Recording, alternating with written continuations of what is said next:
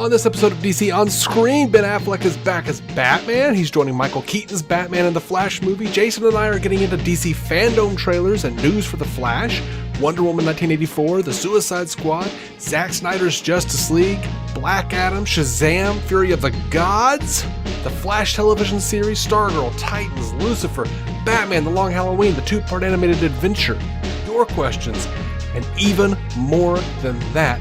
There's a freaking reason this episode is 4 hours long. We are like 2 hours on a mind-numbing DMT conversation away from being the Joe Rogan experience at this point. Oh, and we didn't even realize that it looks like there are purple freaking starfish on the soldiers' heads in the Suicide Squad sneak peek. Are they fighting Starro? We seriously don't even talk about it in this episode. It was pointed out to us about an hour before we posted this. But seriously, oh my god, we did investigate. It does seem plausible at least, and we are here for it.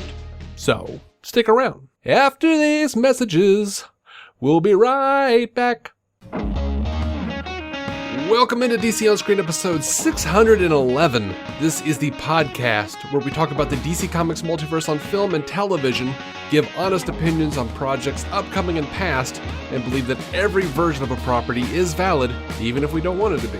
If it's been released, it is fair game, so beware of spoilers, and welcome to the show. I'm David C. Robertson, and this, the man who once attacked a Target employee with a half-empty bag of Doritos, Jason Goss. All right, where the hell did you get that one?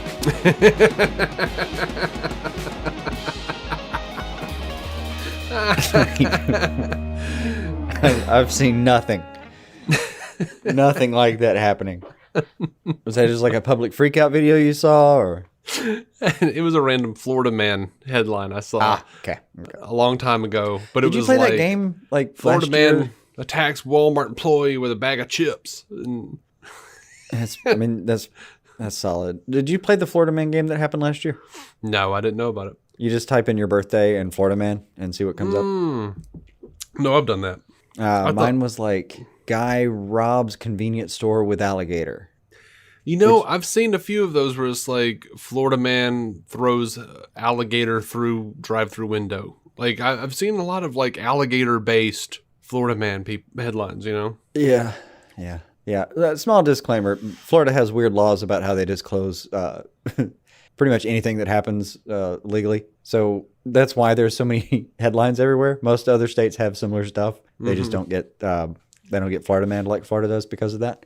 But I can't remember if he like used the alligator as a decoy or if he just took advantage of the fact that there was an alligator and was like, cool, distraction. I seem to think I remember him picking the alligator up and exiting the store with it, though. So I think it was his buddy in some capacity. Yeah. Oh, Lord. All right. So we've got a really big episode. We're talking all about FanDome. We're going to talk about the trailers, you and me, because me and Matt did an episode. 610 was me and Matt, and it was Matt like actually watching the trailers on the show and reacting to them in real time. You and I watched this stuff, though. Mm-hmm. In real time. And, well, we watched them in real time, but then we're not recording then, so. No. But yeah, because I want to get your thoughts more than just hell yeah in the Discord chat. Sure. And also there's just things I said. There's just a lot of news. There's a lot of news that we haven't talked about. There's a lot of news that came out at FanDome that we haven't talked about and we didn't talk about in the last episode. So, and actually, like, there's a little bit more of a breakdown process for the trailers now because I've watched them like 25 times since 2 days ago. Yeah, it has that effect on you, doesn't it? Like, and I'm not tired of it. Like, I'm not. I'm just like, hallelujah. I was deeply worried I was going to get on with you after a couple days because we wanted to record yesterday and just couldn't get it together in time. There was too much to get together. But I was deeply worried we were going to get on. You were going to be like, look, I've had some time to think. I was like, damn you, Dave. It turns out I've soured. No. Yeah, I was coming here to be excited. You're supposed to be excited too. Nah, man. I'm pretty excited. I do want to mention before we get into the news and before we get into FanDome in general and all of that stuff, all that craziness, Our Patreon. I've been waiting forever to do this because we haven't had a news episode in a few weeks, but we have 2 new patrons, Giuseppe Vicaretti and Girl Bullies Universe. Thank you guys so much for being patrons. Indeed. It means everything. It means so much. Like, we couldn't do it without you. It literally means we can keep doing this. Absolutely. That's how the lights stay on, folks. That's right. We're over our 5-year mark. That's how long we gave ourselves to start over the making 5-year budget long ago. Yeah. So, thank you very much. If you want to join the list of patrons who help support the show, and God, those people are important. Mm-hmm. Patreon.com/DC on screen. I still haven't put up the Witter Woman compilation. Things have just been too wild. I've also got a warm-up I haven't posted. I've got a couple of warm-ups I haven't posted. So I'm looking forward. Like, one of them I'm going to actually have to listen to, though. But, yeah, stuff is coming. Mm-hmm. Stuff is coming over there. And if you don't want to pay money to support us, Apple Podcasts, rate and review. It always helps. Or you could simply share us on Twitter or Facebook or wherever you hang your hat, social media-wise. Anyway, let's get into this. First off, I want to say, I want to be, maybe I missed it. Where the hell was Val Kilmer? In all of this? Like, Val Kilmer came out on social media and said that he was going to be at FanDome. Did he? He absolutely did.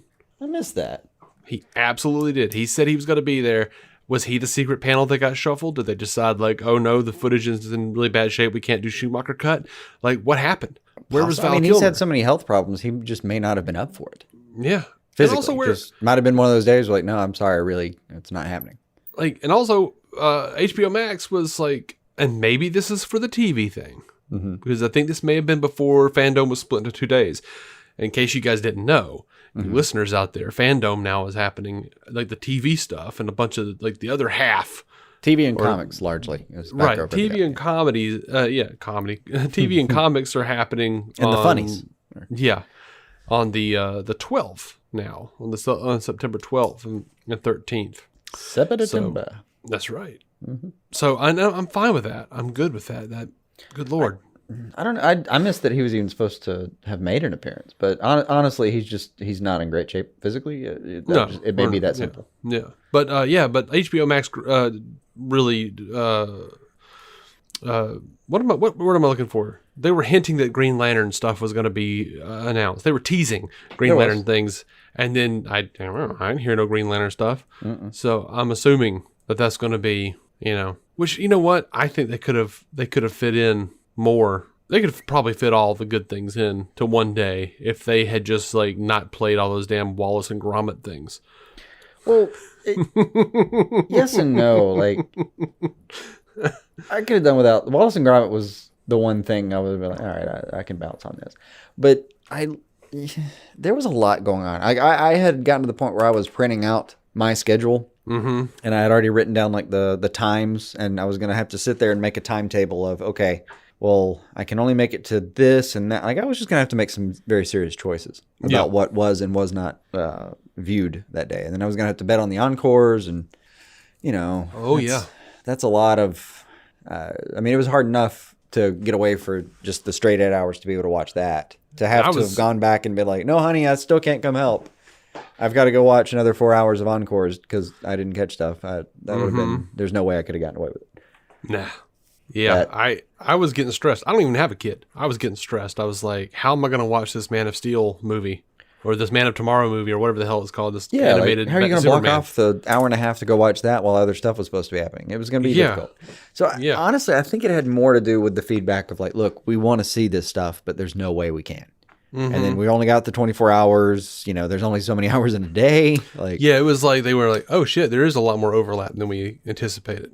Well, okay. Honestly, I just wondered if they didn't expect people to, I guess, care maybe, or like maybe they thought, you know what, we're gonna put some real heart into this, but it won't be that big a deal if we can't see this or that or whatever. Yeah, and then the feedback came up was like, no, seriously, I want to see all that. Okay. And I absolutely did. So I really did. So I was glad they split. I'm glad they figured it out and went, oh well. Plenty of stuff on the comic side. I wanted to, take a look at 20, 25 minutes here and there. Yeah. Yeah, Like, that was plenty to watch.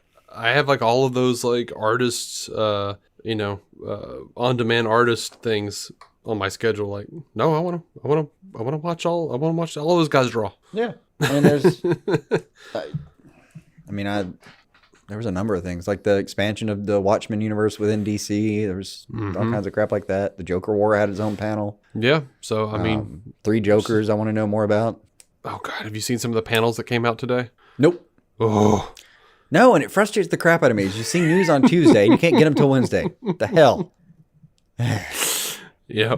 I might be grabbing that digitally. Just like, oh, yes, please. Yes, please. Yeah. I haven't actually been able to. I've been fixing the house. This is the first week where I'm not, under a house or knee deep in something. Zing.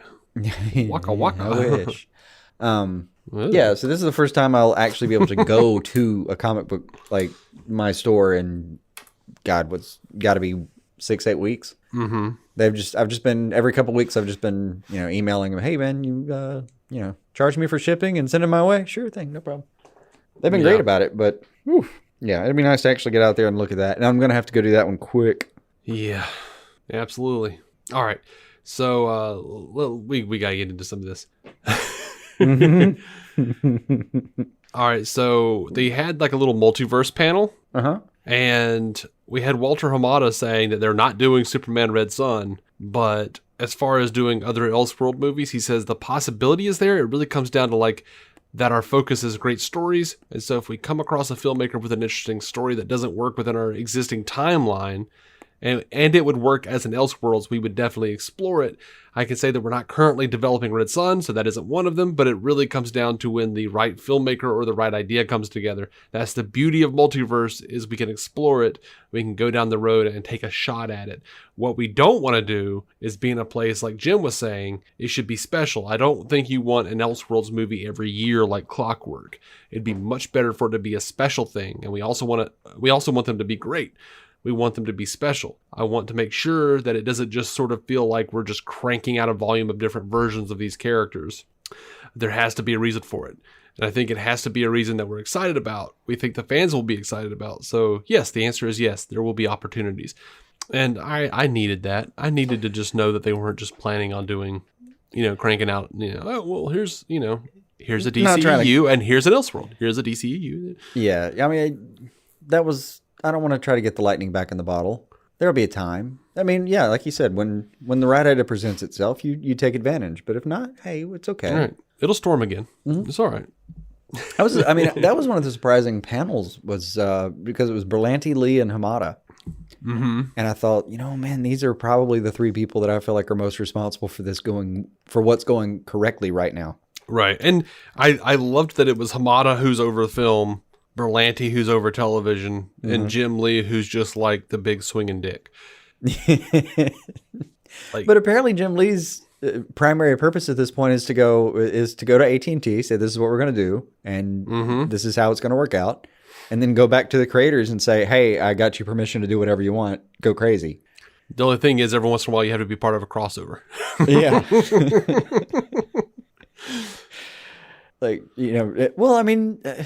Look, that's a consequence.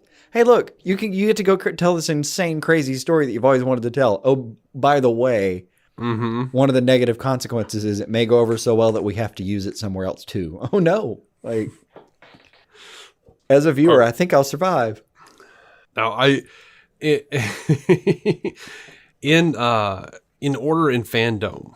Mm-hmm. This did not come first, but I want to talk about it first because some of this came out, like there was news that clearly they didn't have, that had not come out, and this is how quickly some of these deals turned around. Yeah. Or and FanDome was obviously pre-recorded in some ways. Oh yeah. And they didn't have this information. So a couple of days before FanDome, stuff we thought would probably come out at FanDome came out. Just starts going. Like Michael Keaton officially being in The Flash. Yeah. Boom. Ben Affleck returning as Batman in The Flash. Boom. Yeah. And Andy Muschietti has a lot of stuff to say about that. He says about Ben Affleck, he's a very substantial part of the emotional impact of the movie. The interaction and relationship between Barry and Affleck's Wayne will bring an emotional level that we haven't seen before. It's Barry's movie, it's Barry's story, but their characters are more related than we think. They both lost their mothers to murder, and that's one of the emotional vessels of the movie. That's where the Affleck Batman kicks in. Then he goes on to talk about why Ben Affleck's Batman is so great. He says his Batman has a dichotomy that is very strong, which is his masculinity because of the way he looks and the imposing figure that he has and his jawline, but he's also very vulnerable.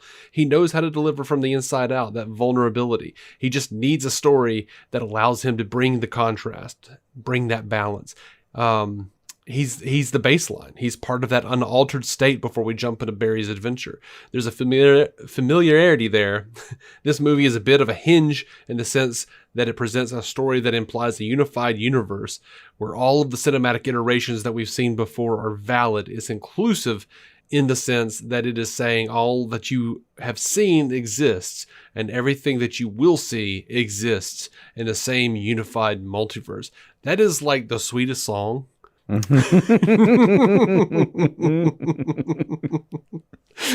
is like killing you softly with those words. Oh, sadly, it was like, this is my heart song, take back my life song. Oh yeah. And apparently they had, like, in Vanity Fair, Barbara Muschietti had they had some concerns that Affleck wouldn't want to do it. This is Andy's sister, by the way, and co-producer on the film. She says there have been some all sorts of stories and things that he said himself about having a very hard time playing Batman, and it had been difficult for him. I think it was more about a difficult time in his life. When we approached him, he's now in a very different time in his life. He was very open to it, which was a bit of a surprise to us. It was a question mark. Now, the rap, and, you know, they're a little questionable on their rep, so okay. But according to an insider, apparently the conversations with Affleck started in the last couple of months to pique his interest in joining. And before committing, he had notes on the script which were addressed in the draft given to him last week, and he finally agreed to join the project in the last couple of days. So I don't have any doubt that Affleck had notes. No. I mean, he's a freaking Oscar-winning screenwriter. Yeah. Like, he came on board and suddenly he's like the executive producer of Justice League, for God's sake. So, yeah, he's gonna have some ideas. Now, here's something interesting though: is our buddy Scott over on the Squadcast. He was a part of the Real in Motion podcast / video stream with all those guys, with Garza and Dave the Film Junkie and all those cats. Mm-hmm. And Snyder popped in for a little while. And during that conversation, Snyder said Ben did not say anything to him about this. Like, he did not know that Ben Affleck was going to be in The Flash. Yeah. And they were like, oh man, is you know, so if he says yes to Andy, he's got to say yes to season 2 of Justice League. And Snyder just kind of smiled and like knocked on wood. Yeah, I mean, he kind of is like, guys, that sounds fantastic. Well, he puts off a vibe of like, look, let's one day at a time. Yeah, let's get this one out first. Yes, I will have that conversation, but let's just get through this first. He's like, you guys in your season 2 talk. Yeah. I mean, as he said in that interview, in that, you know, he hasn't fired all of his bullets. So, yeah. But yeah, that's fantastic. You guys, there's a lot of go check good reasons to be excited about it. Affleck returning, but one of my favorites is like, you know, it'll be nice to see the Snyder version and all that, but it'll be a lot sweeter, kind of knowing that he's on the hook for something else. That it's not. Yeah. That there is going to be something coming up. Like we're gonna see new footage at this. I mean, obviously we'll see new footage in the Snyder Cut, but we'll see new footage after that as well. I don't know. It makes it sweeter for me somehow. Yeah, and here's one of my thoughts though is like what were these changes to the script? Because we know where Jason Momoa stands, where he and James Wan both kind of outright said no, Aquaman takes place after the Snyder Cut. Yeah, not the Justice League, as it were. So I'm looking at Ben Affleck going, yeah, I see Papa Stone in this. This wasn't in Zack's cut. You know, like, is or I will sign on if this is like after Zack's cut, perhaps. Because we know that Affleck's not on board the Justice League version. No, but he's apparently not talking to Snyder about that particular thing. So I don't know what he had to adjust on that. Yeah, I don't know if it was just... he showed a lot of kind of ownership and I don't know. He was very possessive about what Batman was doing from day one, though. Like the moment he walked in, he was doing rewrites in between bits. The whole time as best we've heard. Yeah. I mean, especially during Justice League, we just didn't know how. We didn't know at the time how contentious those rewrites were. Well, right, and I think Ben has made no bones about Zack is his guy, but he's also. Zack wasn't the one writing the scripts. Like he would, he coming up with a story, but yeah, and the shots for sure. But yeah, but Affleck and Terrio were like, no, this is gonna have to happen now. Yeah, but somebody actually keep having had to put Goyer words on paper, and that's not Snyder's. There's other people that do that. Yeah, but Affleck is adept at it, and I don't know. It's something he's want to do is like, what, I don't think he'd phrase it that way kind of thing. Yeah. Not to say that I don't think, or that we don't think that Snyder doesn't put words to paper, because he absolutely, I think he has lines and he has certain things that he's like, this is what I want said here. Oh yeah. Yeah. He has beats that he wants. Yeah. But anyway, Muschietti also, as we know, or Muschietti, I think is how it's actually said. That's what they kept saying. Apparently. Defies all logic that I know, but let's do it. Yeah. He did say that the Flash is a story of time travel. He says Flash travels back to try and save his mother. It is a spectacular action movie, but it has a big heart. And, we're Flash guys. We know that. That's Flashpoint's whole premise. Mm-hmm. We know. Mm-hmm. And oh my God, this concept art that they revealed at FanDome. The new Flash suit looks very, very sleek. Looks much more like the current comics. Mm-hmm. That one piece, though, with 89 Batman, with Keaton next to Ezra Miller's Flash. Oh my God. With unturnable head Batman behind him. I mean, I hope they do a little bit to the suit so that he can actually function in it. Like, I don't think, like, between 89 and 92, the suit had significant changes to it. There were upgrades. Yeah. I can't imagine that, like, he just stopped, for 30 years. No, there would be adjustments. I mean, but it was enough of an adjustment between those two that later Nolan kind of worked that into his script. Mm-hmm. Let me guess, you want to be able to turn your head. Yeah, what else? It's not enough that I turn heads. I must also turn my head. I need to be able to turn my head as well. Oh, but tell me, when you think of 89 Batman, along many other things, one of the things I constantly remember is that shot of him turning, but it's his whole torso has to turn. Mm-hmm. And it kind of cracks me up every time. It's a silly looking shot, in my opinion. It is. I don't know. It's I've enjoyed thinking about that shot many times. I liked some of the dramatic workarounds they made where, like, Batman's in the cathedral and he hears the Joker laugh and he just spins on his heel. Mm-hmm. And they like cut to the close up of him. And I'm like, that's a really nice touch to seeing as how he can't turn his head.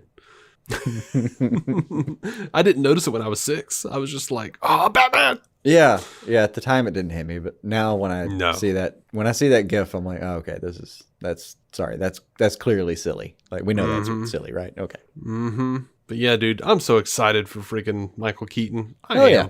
No, this is your dream come true. It is. I mean, many dreams are coming true based on FanDome. There's a lot going right for you at the moment, but I mean, I think you would be in a good place mentally with all this if Keaton had never been brought up.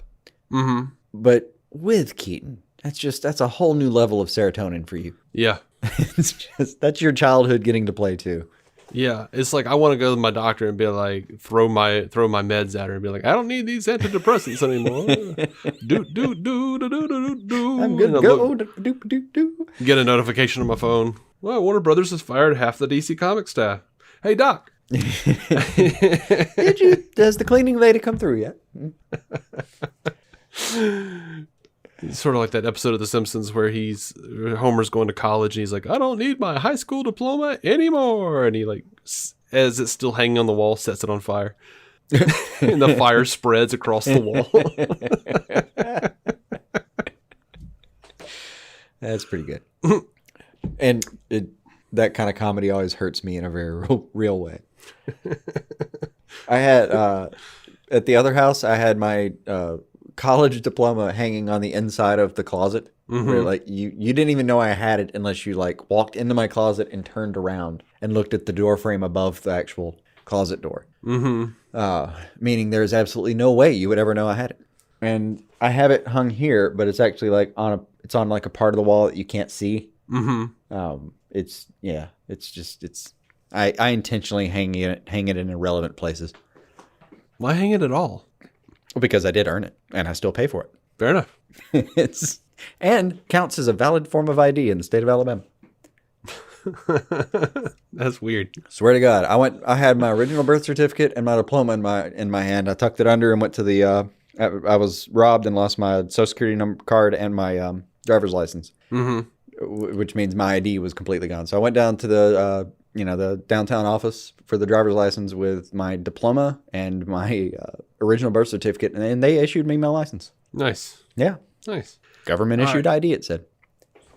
We've got a question about the Flash though from J. Scotty St. Clair over on Twitter. J. Scott for real.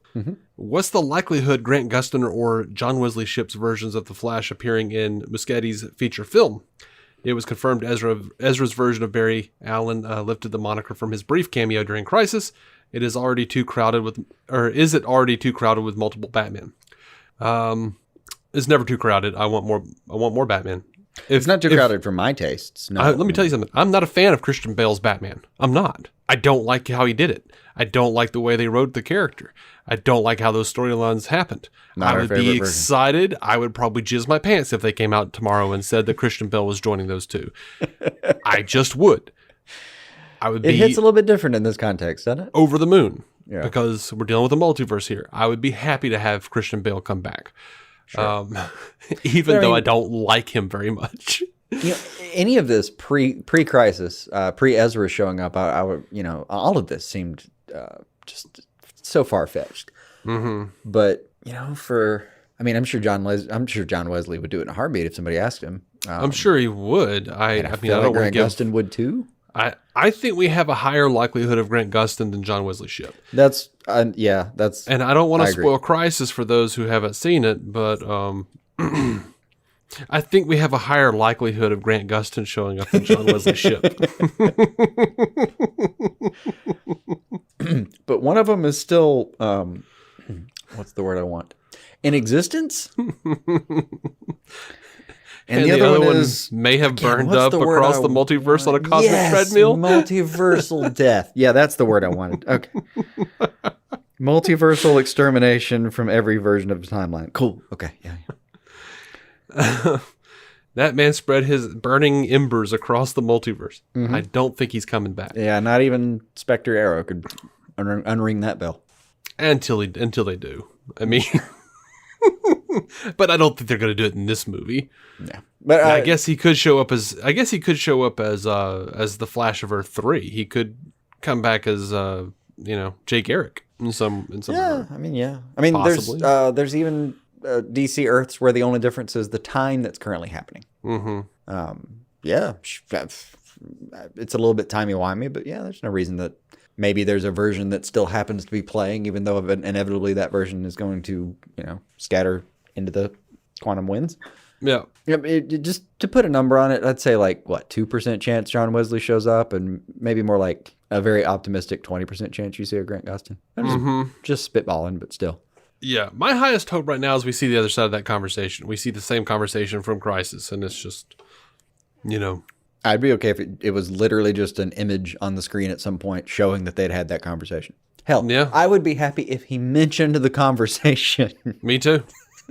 Me too. Absolutely. I don't remember when we did that, but I remember talking about that at some point. It was like, that alone would astound me. Anything else is absolutely gravy. Yeah. And I think that, if we're still doing what Jim Lee's talking about, I think we're going to get that conversation at least. We're like, hey, I met this guy. But yeah, I was just happy they're going to acknowledge that it happened and let the name, come from it. That's fantastic. Yep. So yeah, I'm really excited about the Flash. I'm really excited about all that shit. My God, I'm so because just Affleck being open to returning. Yeah. I'm just excited the ball's finally rolling. It's such a win. Yeah, it is. That's a giant W. But also, like, how many times we've been talking about the Flash production for like 3 years now. Mm-hmm.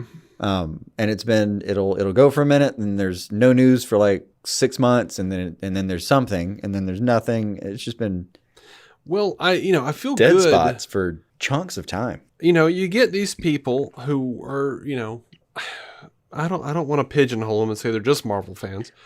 There's a lot of those who are just like, why can't DC get it together and do a Flash movie? The Flash is, oh my God, they've had so many directors and they've had so much blah, blah, blah. Well, they've had several regime changes. They've had a lot of stuff going down, but also they want to get it right. Walter Hamada came in a while ago and he wants to get it right. He doesn't want to just like rush a thing out.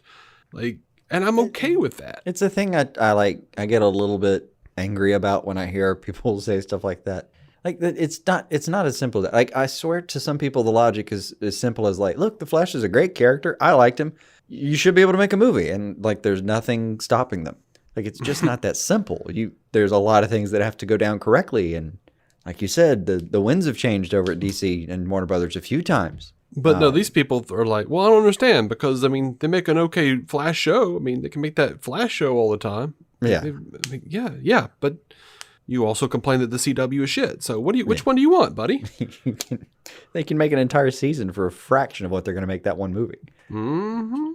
So anyway, I'm excited. I'm really happy that everything is connected. I really am. Like, it's such a great thing. And that they're completely buying into that and not even that they're leaning into it, unapologetically so. Like, no, like just embracing, like, no, this is what we do. This is one of our strengths. I don't know why we didn't use this before. Yeah, and I think I saw something. I think I saw like comicbook.com go like, Marvel and DC are now entering the multiverse war. I'm like, that's so sweet to my ears. If you want to play it like that and say it's the multiverse war, that's fine. That's fine. The important thing is the multiverse is going to be a universal concept with the general audience. Yeah, I am down. Like, this is like, yes, my wildest dreams come true. Like, oh my God, they're finally people are gonna understand. Hopefully that and the people who just can't wrap their minds around it, who get angry at the concept, they're gonna go away. It's gonna be a thinning of the herd that either kills the comic book industry, or at the very least, the genre of the movies, which I don't think it will. Nah, there's plenty left in that tank. But it's also, we're so far away from the early days of when we were starting, when there was the mood or the state of mind was really still like, no, it'll confuse the audience if we show too many versions of a thing at one time. Mm-hmm. That was a legit concern that people had. The people in charge had. Oh, we've gone so far. Yeah, we have. And I swear I just had a conversation with one of my friends on Facebook who just does not like, she's furious with the Batman trailer. She doesn't think Robert Pattinson is a good fit. She says that he looks like, oh God, what was it? A 12-year-old computer programmer. She said that he doesn't look anything like any Batman she would ever conceive. She hates that they used her favorite Nirvana song in something as silly as a Batman movie. She's real like, quick, can I point out that God. This movie's set in the 90s and that everybody in the 90s looked like a 12-year-old computer programmer. I know. It was a look. And she was like, do you remember please, Hackers? Good God. Yes, I do. But she was like, yeah, please bring back Michael Keaton. And I was like, as far as looking like 12-year-old programmers, let me just point something out. And I sent like screenshots of Michael Keaton in his little black turtleneck standing in with front his of readers on. Yeah, standing in front of his computers. Yeah. I'm like, his fantasies about what high tech will eventually be computers. Yeah. And her response was, well, Michael Keaton could kick your ass. And I was like, yes, probably. Absolutely. But Robert Pattinson could kick his. I think if this is a fight, I'm sorry, Keaton's getting a bit up in there. Did you see that fight sequence? Yeah. Did you see? Oh my God. Hey, we'll get to that. Anyway, and you try to explain, like, well, they are doing Keaton. Like, me and this other guy were just like, you are getting Keaton. He is coming back. She wasn't even excited about it. She didn't care. She was just like, just make this not happen. I just don't want this to happen. It's incredibly nuts to me. Just like, what are you talking about? Like, yeah. Anyway, let's talk about Wonder Woman 1984. That official trailer came out. Here's the thing. I'm having trouble truly being excited. It was what I thought it was going to be. Like, it's more Chris Pine. as the, fish out of water guy. Like, oh, look at this parachute pants. Haha. And yeah, Chris Pine is really funny. He really is. Like, yeah, cracks me up. I was happy to hear the Hans Zimmer score finally, instead of, just some random 80s song. That's, great. I'd like to hear what the movie's going to sound like. Random 80s. I mean, it was. I mean, I guess it was Blue Monday, man. It's Still a pretty popular 80s song. And I love the 80s. I didn't know that song. Okay. I mean, maybe I did at some point. Popular. It was everything in the 80s was so genred. It was like, if you didn't like this or didn't like this, you were out of this. It was a very exclusive time. All I'm saying is it was nice to actually hear some of the score. Yeah, sure. Absolutely. Well, you and I were talking about the lack of excitement. It has, it has the most to do with probably like, we just theoretically would have already seen this movie by now. Yeah, it does. There is some of that. And I've never been like huge into this movie for whatever reason. Like, it's just never like quite fired for me. Like, I'll absolutely go see it and I'll probably love the shit out of it. But it's not like a Snyder cut thing, I was excited. And it's hard to hold it up to like that footage of Batman is there's a reason they closed with that. Yes, is. Snyder's Snyder. That's it's hard. Snyder. The Batman is the Batman. Michael Keaton returning. Ben Affleck returning. All of these are bigger deals to me than Wonder Woman 1984. To me, it has nothing to do with whether I was excited outright. Like like I told you, if I'd seen the trailer that I saw on Saturday, and that was the first trailer I'd seen for the movie, I would have been, jumping in my seat, excited about like, this looks fantastic. When can I see this movie? The only real thing that's holding back my enthusiasm is, short of COVID, I would have already seen this movie. Yeah, there is that. There is that. Like, when are we going to see this thing? Oh my God, I wanted to have seen this already. Yeah. There's the thing she did say was like, it's going to be in theaters. When we do see it, it will be a theater experience. Yeah. And I do not know when that's going to happen. I don't know either. But Cheetah looks fine in her final form. Mm-hmm. I continue and have the whole time. I have had like this little weird worry in the back of my head that she's going to be like the Jim Carrey Riddler, Jamie Foxx Electro, Aldrich Killian Mandarin type of villain that I don't like. When somebody that good at comedy does something like this, it's going to cross your mind. Yeah, and based on what I've seen, it does seem like that's what they're doing. I want to give them the benefit of the doubt. The other part of this is though, like, it is Patty's story, and I'm just not seeing how it's really fitting into any kind of. Like, the thing that I was more excited about more than the trailer, because the trailer looks really cool. There's got some really cool action beats in it, stuff that really looks cool. And I'm just, I was glad to see that Kristen Wiig's going to play this serious. Because that's what it looked like to me. It was like, it does look like that. Yeah. She's going to play the scientist role super seriously. And it does. Yeah. I have a crush on Gal. Of course I do. I can't wait to see her. I mean, she's a gorgeous human being. What do you want? Yeah. But the thing about it, though, is like, Patty says this time around she wanted to see her out in the world, not just finding herself. She says there is one more thing she really wants to see from her Wonder Woman that won't come until Wonder Woman 3, which is probably her last. So that's dope. And I just really want to see, like, I don't necessarily feel stakes so much from from prequels anyway. Or from this movie. The one thing that's been missing, I think, from both movies is the sense of where we're going with this, because we literally have gone back for both of them. Yeah. So I think if anything's, that undercuts some enthusiasm because of that. Yeah. But I'm definitely intrigued to eventually find out what Patty's looking to do and what kind of trilogy that it settles into because of the one more thing she wants to do. Because, that can make or break a trilogy for me. It certainly did with the Nolan trilogy. Well, sure. Yeah. Yeah. I felt pretty good about going into the third. As Matrix taught us, it only takes the second going poorly to really mess it up too. So, which I liked the second Matrix. I liked all of them. I thought they were like, I liked the first one more than both the sequels, but I think I was joking about this somewhere. I think I told you though, I was like, when I remembered the things that I didn't like about the whole franchise, when I went back and watched them a few months ago, it was really just the second one that like all those moments that I remembered not liking were all in the second one. That's interesting. Oh, okay. So if that movie was like half an hour shorter, I would have liked that franchise altogether, I think. Yeah. The only thing I remember thinking was like truly superfluous was the Zion. Oh yeah, I forgot about just I the was just orgy guessing. though. Yeah. Just the orgy. Yeah. But no, I wasn't even thinking about that. I was thinking about the Merovingian making the woman have an orgasm by eating the cake. Oh, okay. I was just like, who cares? Like, I get it. We already get the concept behind the Matrix that it's all like ones and zeros making a neuron. I get it. Yeah. I don't need to see the lady in the red dress have the, whatever. I don't care. I don't care. I just assumed it was Iron. That's the big complaint. I was like, yeah, we did not need the orgy. Okay. Yeah. I mean, I guess that was a little weird, but it didn't really bother me too much. I was just like, all right. They're people. This is what people are doing. You're metaphorically looking at your watch like, so, this has been going on for a minute. Yeah.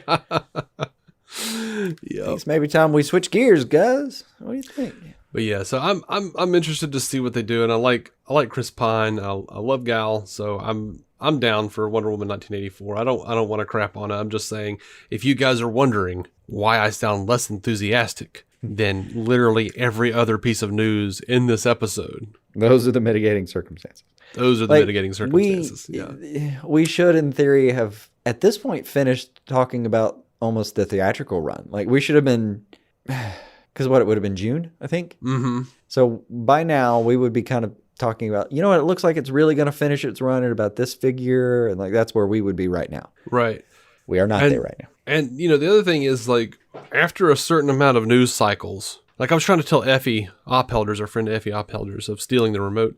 I was telling her the other day, I was like, the thing about it is, like, I keep watching the Batman trailer over and over and over, and I'm so excited. And I keep trying to, like, tell myself to calm down so I won't burn out quicker, because I know by the time this damn movie comes out, I'm going to be so sick of even seeing anything about it that I won't even really want to go see the movie. Yeah. Like, there will be a part of me that's just like, yeah, let's just go watch it and get it over with. Let's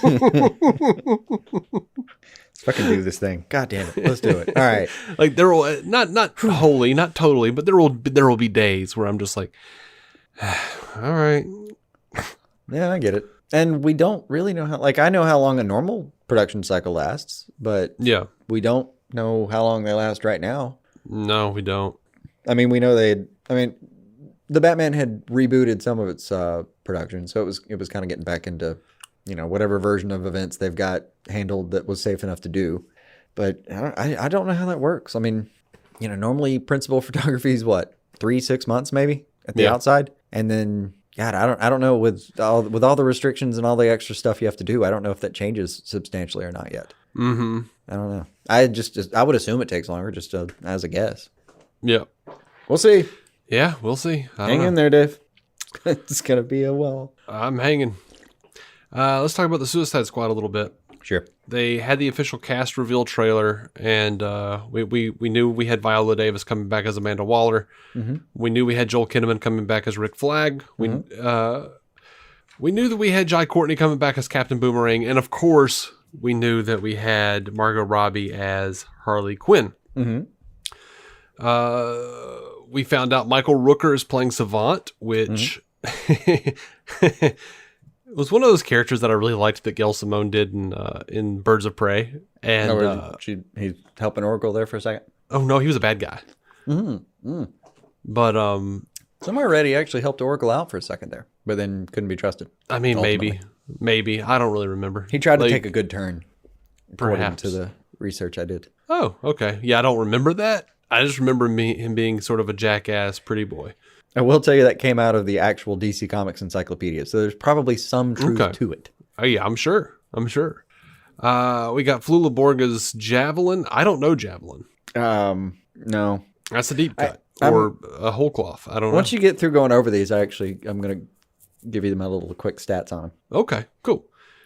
We had David Dastmalchian as Polka Dot Man. We actually knew about that. I'm excited about that. I like his powers. I like David Dastmalchian enough.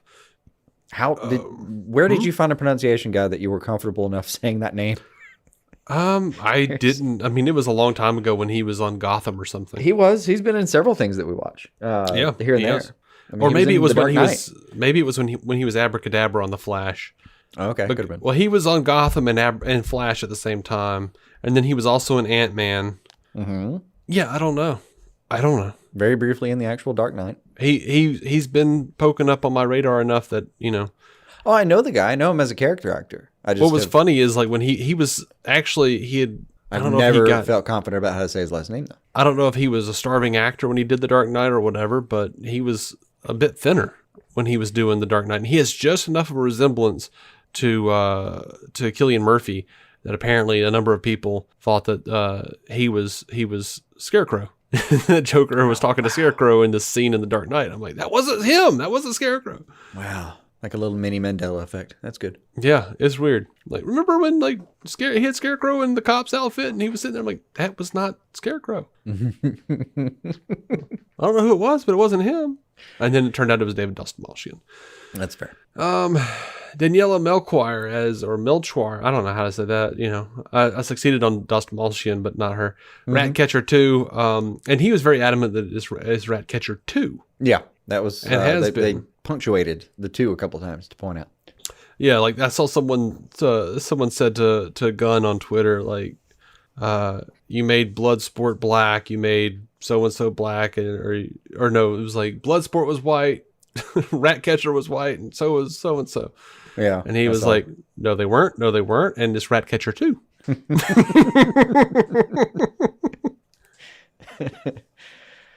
Yeah, I saw that. It was pretty good. Yeah.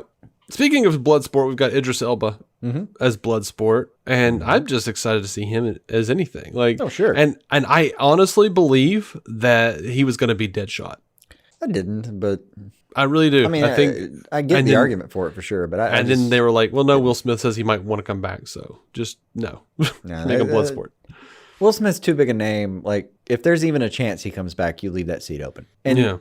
Idris Elba can sell whatever you want him to sell. You don't have to attach a giant name to him just because he's there. You can give him anything. He'll be all right. He'll make it work. And you know, he'll look gorgeous doing it like he always does. It's just he's going to come in and own it. It's fine. Yep.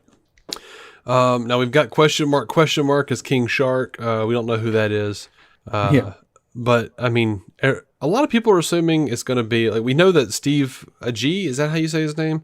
Is the stand-in? He was like the stand-in for King Shark and the bodily presence of him. Yeah, the bodily presence. A lot of people think it's going to be Taika Waititi doing the voice.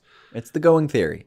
You know what I hope? I hope it's not Taika. I hope Taika's somebody else that they have. Like I hope he's a cameo somewhere and he's just there. I hope it's Ron Funches. Look, I would love it. I would love that. Like when you see in that cast reveal trailer, when they just show him like smiling, he's just you hear a little bit of Ron, right? Dude, I heard Ron. Like I was like, oh God, that would be so great if it was Ron. Yeah.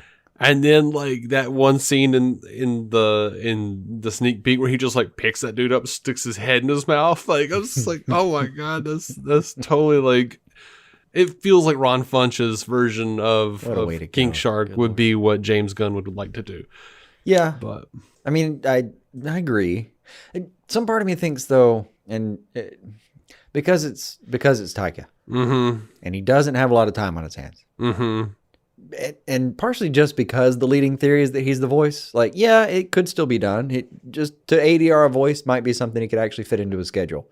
I mean, he could probably literally do it from on set wherever he was remotely if he had to. Like, they could find a way to make it happen. So it's plausible for sure. But I kind of want to lean the other way and say no. And I'll bet whoever Taika's playing is dead in the first 2 minutes. That's what I'm wondering. Like they're gonna pull another D-lister or even like a nice B-lister out and make him somebody and just have him shot in the back of the head and skull immediately. Yeah, we'll see. All right, so we've got Mei Ling Nung as Mongal. She looked great. Like I never thought I would see Mongal in anything. No, I mean I have because I saw those set pics from several months ago. Yeah, several months ago now. Yeah. I've managed to avoid those. I was like, holy shit, is that Mongal? Like I can't tell who anybody else is playing, but Mongal. The thing that I'm probably the most excited about, though. Peter Capaldi is the Thinker. Yep, that's pretty sweet. Oh my God. It's like the whole, like, I saw the set pictures. I'm like, dude, he's bald. Who could he be? You got people over here going like, oh, he's Hugo Strange. And I'm like, maybe, but It was on the board as far as the theory goes, but yeah, I didn't. It made sense looking back. Oh yeah, bald. Okay. Yeah, gotcha. I love Peter Capaldi anyway, so God, just to think that a few years ago I didn't know the guy's name. No. Well, I think we learned about him in the thick of it. I learned about No, we learned about him after he got cast, didn't we? He got cast as the Doctor, and I was like, "Who the hell's that?" And I found the thick of it and fell in love with that. I think the first time I probably saw that guy was in World War Z, and I didn't even really realize what I was. I didn't even register him. No, I think the first time you saw him was as George Harrison. It's probably true. In that old TV movie. That's probably true. We've got Alice Braga as Sol Soria. I don't know that character. We got Pete Davidson as Blackguard. Pete Davidson always looks like a seedy piece of shit to me, so I guess it works that he's playing a villain here. He has a look for sure. I kind of like the guy. I'm a little bit indifferent, but dude, his stand-up bit was awful. I haven't seen it. Oh my God, it was terrible. Like, he had one really good joke in the trailer, and I was like, I want to see that. And then I watched it, and it was like, that was literally the only good one. Like, he had that, and like a oh moment where like the audience was just like, oh damn, and he was just like kind of fleshing out some really, this probably should have stayed private information about Ariana Grande. Oh, like he just kind of stooped to that level just to be like, screw her. And that was a weird couple. Yeah, it was one of those things where I was like, hey, happy to get the tea, but also that ain't right. but I would like to ask for a refund on more grounds. Yeah. I'm very indifferent to the guy, except the little bits I've seen him in that are obviously like choice bits of SNL where I've seen him were often funny. Mm-hmm. I think he actually won me over one time with some I forget what it was. He had some. He did some little like couple minutes on just him being somebody with a lot of mental problems. Mm-hmm. It was like he bounced off the stage when somebody was there. I can't remember the details. Somebody, I forget what was going on, but like his commentary was like, he backs off the stage. Like somebody starts saying something political, deeply political, and he just kind of like hangs his head and bounces. And they pause he talks about afterward on the next show, like what happened. And like, there's a moment where he pauses it and he's like, okay, what you see, that is a man trying to save his career. Uh-huh.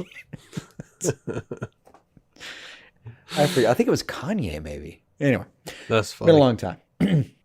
Yeah. He's had a few of those, like, I was tempted to watch King of Jersey. You just haven't gotten time. Yeah. I'm sort of tangentially, morbidly curious. It was going to heavily feature Bill Burr. I'm always curious to see what he's doing acting wise, because it fascinates me that he's gotten to be an actor now. Yeah, I bet that was my selling point too.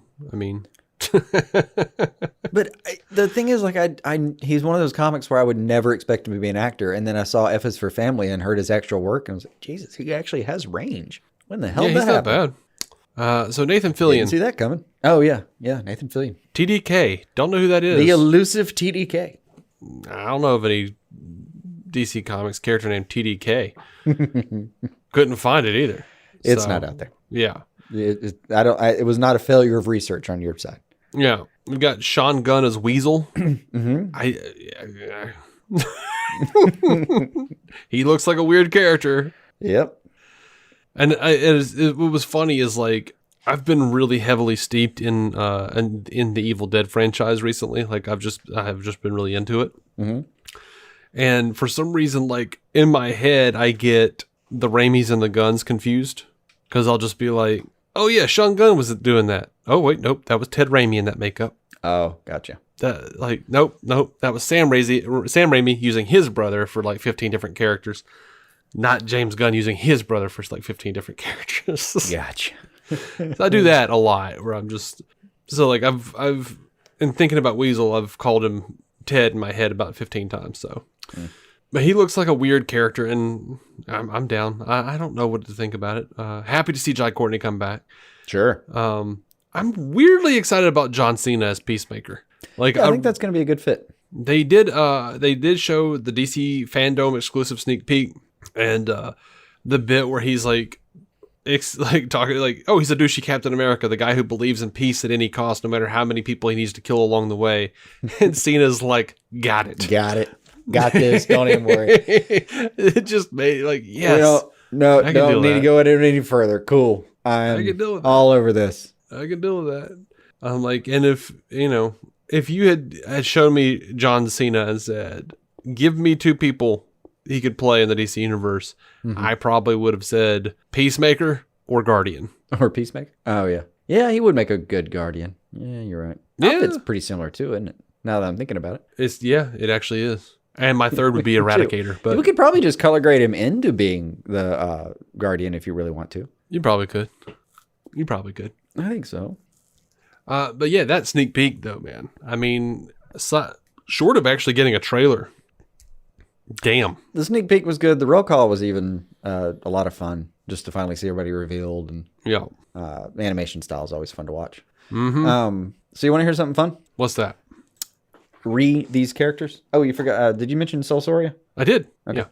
All right. So I got curious. Like, all right, Bloodsport. Mm-hmm. Did you have to look up these characters? I had to look up most of them. I knew Bloodsport. I knew some of them. I knew.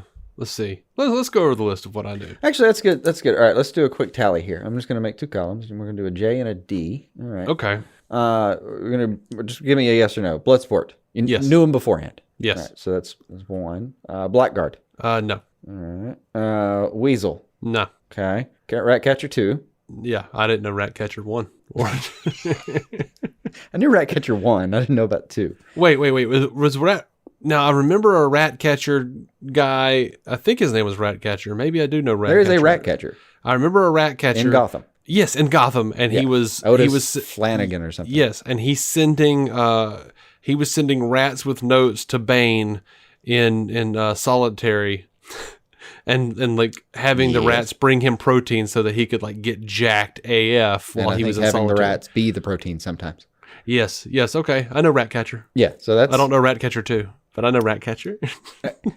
Because we're doing poorly, I'm gonna give us both credit on Ratcatcher. TDK, I don't even have to ask. Yeah. Mongal. Absolutely, I know Mongal. I was vaguely aware of that. Polka Dot Man, yeah. Absolutely. We're a yes on that. Peacemaker, we're a yes on. Yes. Soul Soria is that's a negative. Thinker, we're a yes on, but let's face it, due to Flash. Yeah. I mean, I don't have an Ostrander knowledge that's going to get around to. Hey, man, no. We knew about it. Mm-hmm. It was there. So that's the criteria. I'm going to give us King Shark because that's obvious, but he was technically a new character for what purposes of my little experiment. Savant, you know about him? Yes, absolutely. Okay. And then Javelin Man. Or just Javelin? No, I didn't know Javelin. Yeah, you're right. It's not Man. Well, I think they called him that when they were talking, is why I wrote it down. All right, so that's 1, 2, 3, 4, 5, 6, 7, 8. All right, that's 8. 1, 2, 3, 4, 5, 6, 6.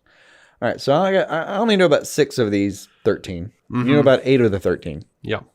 And then King Shark, we all know his stuff. Javelin, hey, guess what? He throws javelins. Savant, douchebag that's a computer hacker. That's kind of redundant, isn't it? Wait, who was a computer hacker? Savant's got a bit of a hacker. But he does like all the things. Like he's also he's one of those like memory people. Muscle memory memory martial artist on top of everything else. Again, according to the brief background I read, I don't know. Yeah, I mean there are like whole pages where like he's going toe to toe with Black Canary, and she's just like, "Damn it!" Yeah. There's Peacemaker 1, 2, or 3. You get to pick. I think I was aware of 2 of them.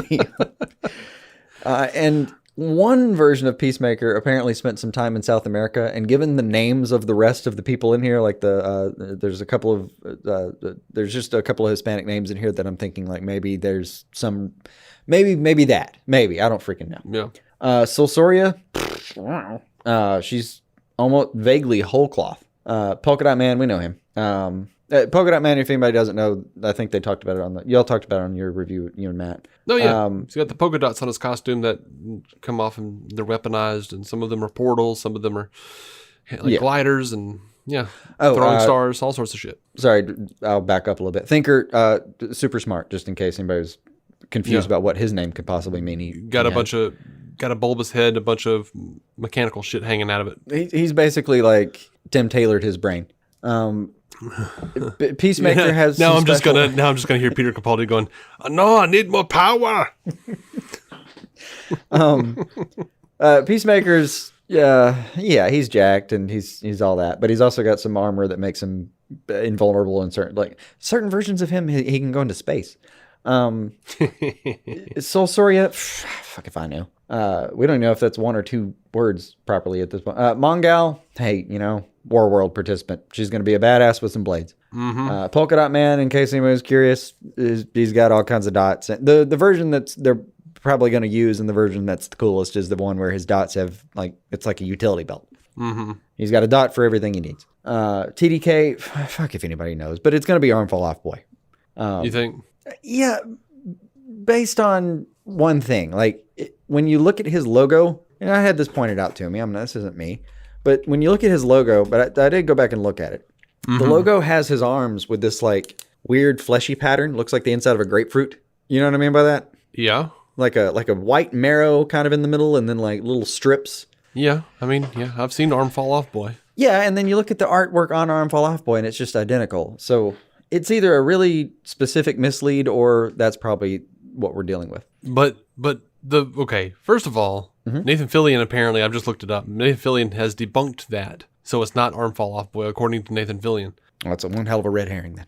Also, the logo he's got on his chest is you just see it's just the L from the L. It's just the forearms, crossed forearms, making up the crossbones underneath the skull. That's the whole logo. Yeah, let me find that. There's nothing there saying that his arms falling off of anything. No, but he's literally got when you look at the logo, the arms themselves are detached. But they're not. They are, but they're just making up crossbones. They look like cartoony artwork depicting a detached limb. Let's put it that way. I don't think they do. Yeah. But just looking at it right now, and also looking at Arm Fall Off Boy, I'm like, I think he doesn't look anything looks like Arm very Fall Off similar to me. He doesn't, for sure. The rest of the uniform would be entirely different, but I don't know what the hell TDK stands for in any case. Oh, I don't know. I was joking with Nerdy Tastic that it would stand for his fighting style, which would be taunt, detach, knock out. But that's what would be funny? If he called himself the Dark Knight and everyone just makes fun of him. Is you cannot call yourself the Dark Knight. That's fantastic. And they call him the Dark Knot. Oh God, that'll be good. Especially if he's debunked it himself, unless it's just part of the ruse. I have no fucking idea what TDK is. It's not represented anywhere. Ratcatcher 2 doesn't exist as far as I can tell. Okay. Ratcatcher 1, yes. Ratcatcher 2, James Gunn. I don't know.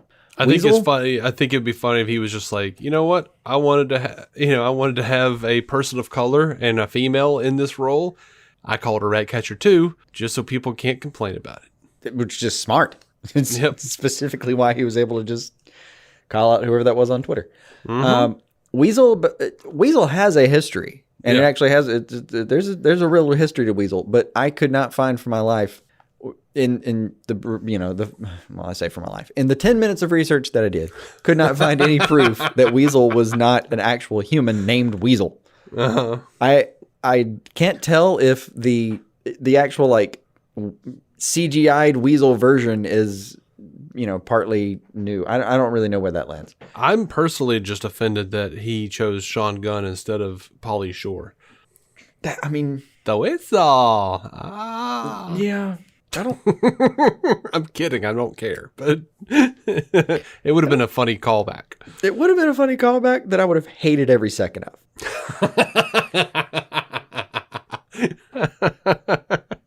Like your joke is as far as I want that to now ever get. I really wish they had done it because I don't know why, but I get this weird joy when you are that annoyed by something. I know. I understand. I get it too. Bloodsport, and his trick is basically he can just teleport weapons into his hands. Mm-hmm. Other than that, he's just like every other merc who's ever taken on Gotham. Blackguard, and this part cracked me up because I didn't know this at all. I didn't know Blackguard at all. Blackguard is apparently known for being kind of stupid.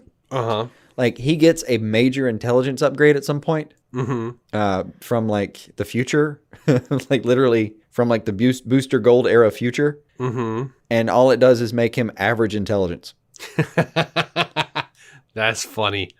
So when they say Pete Davidson's playing him, some part of me is like, yeah, they did that on purpose.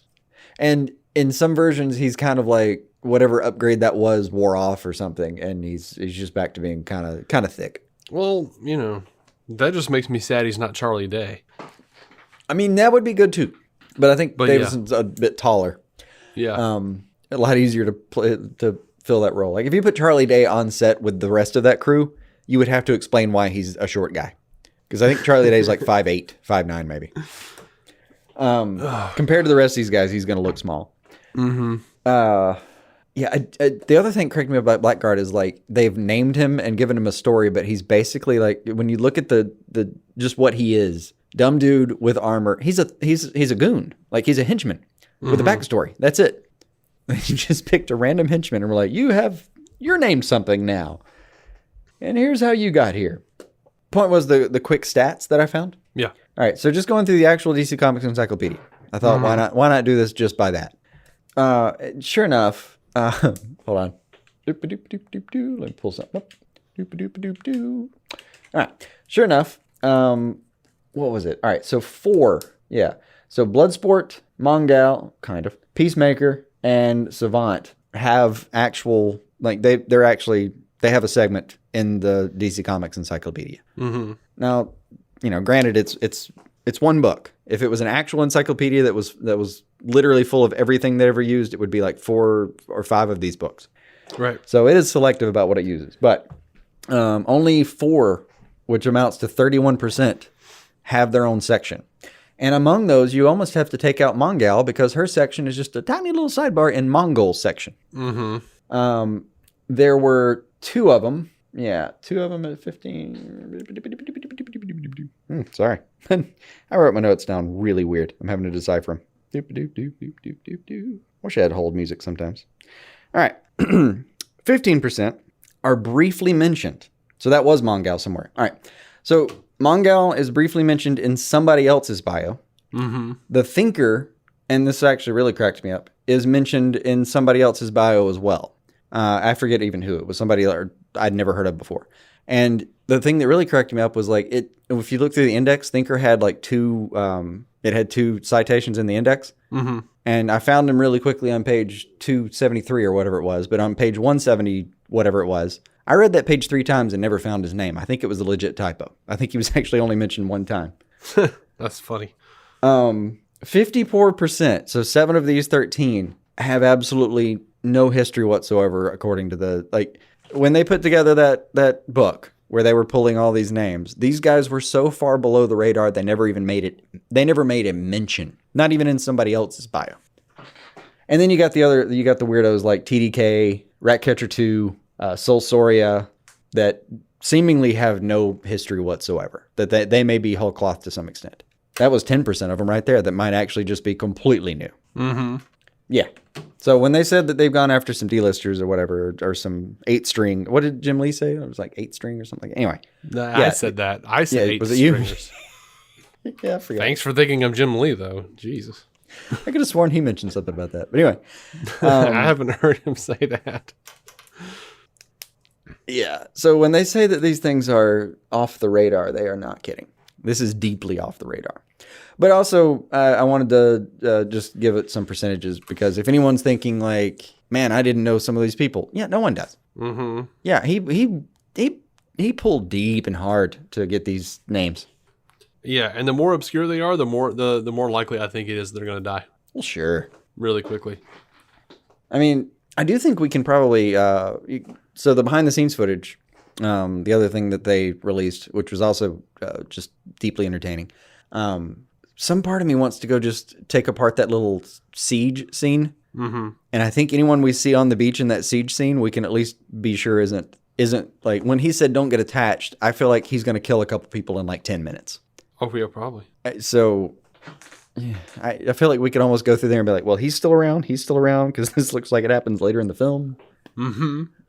Other than that, or as a good test, if you see them standing next to Harley, they're good. Or they're dead because there's no way they're going to kill her. Well, yeah. But I mean, if you see, if you see them next to Harley and Harley's in a few outfits, that means they made it through several costume changes for Harley, meaning they're not gonna. I really only saw Harley in that Injustice 2 costume. I mean, there was like that sort of like a. I'm not sure if that was an Injustice 2 or like an Arkham. No, it looks like Injustice 2. It's pretty. Like I looked it up. Oh, it's that close? Yeah. Okay. Oh yeah. But I mean, I think I saw her in one other outfit at some point, one glance. But I might be wrong. You talking about when she's got the rocket launcher? I mean, most of the time she's got something. She's got the Injustice 2 outfit on. Looks like there's like just one shot in there somewhere where it looks like the she's leather? wearing Obviously red and black. Mm-hmm. Yeah. See, the reason I said Arkham City was I actually like. You remember the Steam games that got released for free? Yep. The trailers that I'm sure we'll get to were so exciting that I was like, I just kind of want to go play that game for a second. Now, I hate playing it on a computer. It's awkward and I hate it. Mm-hmm. But one of the cutscenes, it had her, and I was like, man, that is really close. Because it was just like a cross-hatched red and white leather outfit, or red and black leather outfit thing. Mm-hmm. Yep.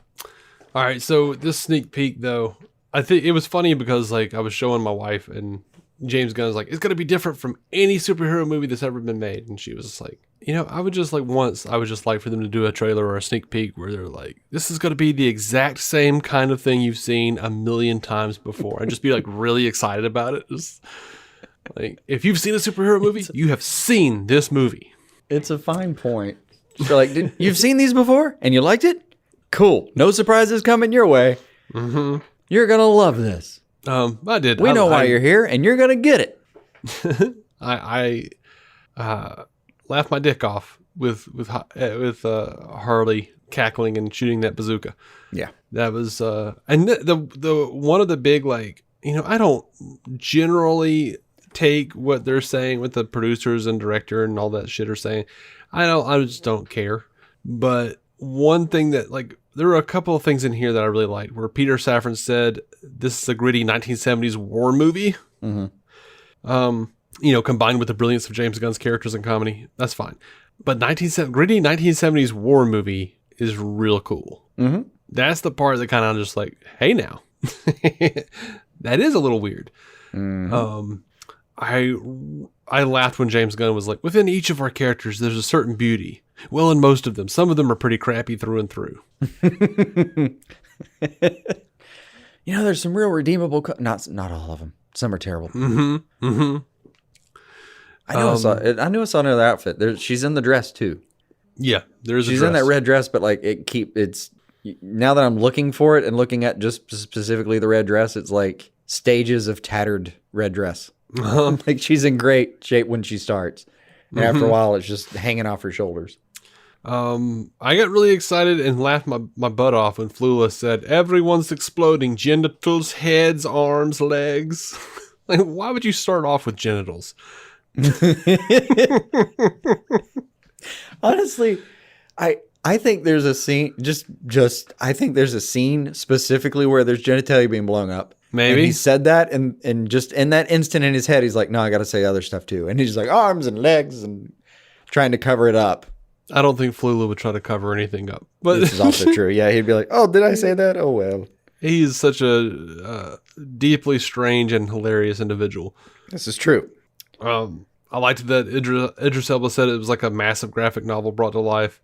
And I believe James Gunn for the most part when he says this is by far the biggest movie I've ever made. I believe him.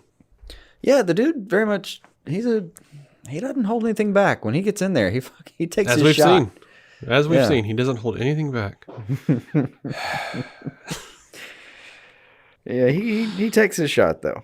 But yeah, and I enjoyed this. I enjoyed that like David Ayer shared that post of that sneak peek by Gunn and captioned it with a heart. And I like that Gunn says David Ayer has been a great guy and a great support to me from the go, and I'll always appreciate it. And then, he said, I'm just a fan. I knew you were going to crush it, but seeing you went old school with the looks and the vibe tells me it's going to be insane.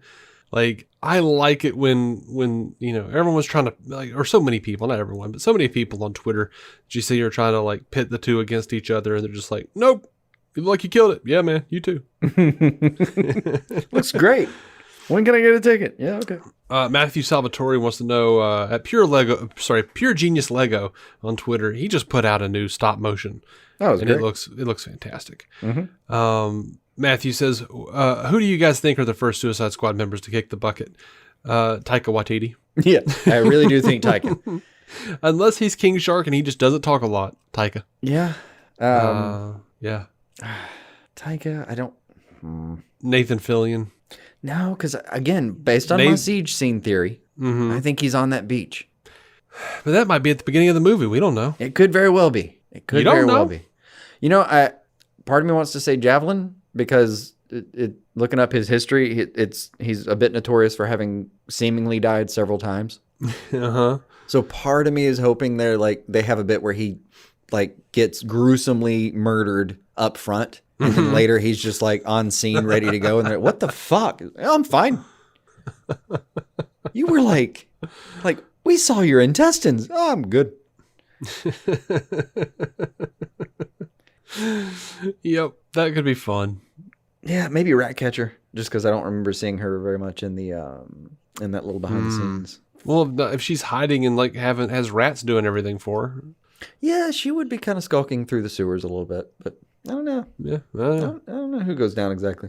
But see, when they first announced the cast, I was like, Nathan Fillion. He's too big a name, and he's funny. They're gonna kill him in 5 minutes, and it's gonna be hilarious. Yeah, and plus I was like, they said, oh yeah, he's gonna be in Guardians, and he was literally the voice of a dog for 2 seconds. Yeah.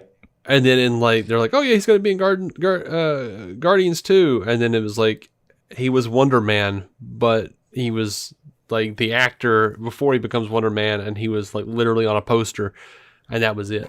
Yeah. So I'm just look, man, he's perpetually on procedural television. He doesn't have time for this. He's a busy dude. What's he on now? The Rookie, I think. Yep. Yeah. That is it. Yeah. All right. You want to get to Snyder's Justice League? Oh, we absolutely should. All right. So on August 12th, I'm going to go ahead and get this out of the way and give you this update. You all this update if you don't know. Ray Fisher said, during the LA reshoots for Justice League, Jeff Johns summoned me to his office to belittle and admonish my agent's attempts to take grievances up the proper chain of command. He then made a thinly veiled threat to my career. This behavior cannot continue.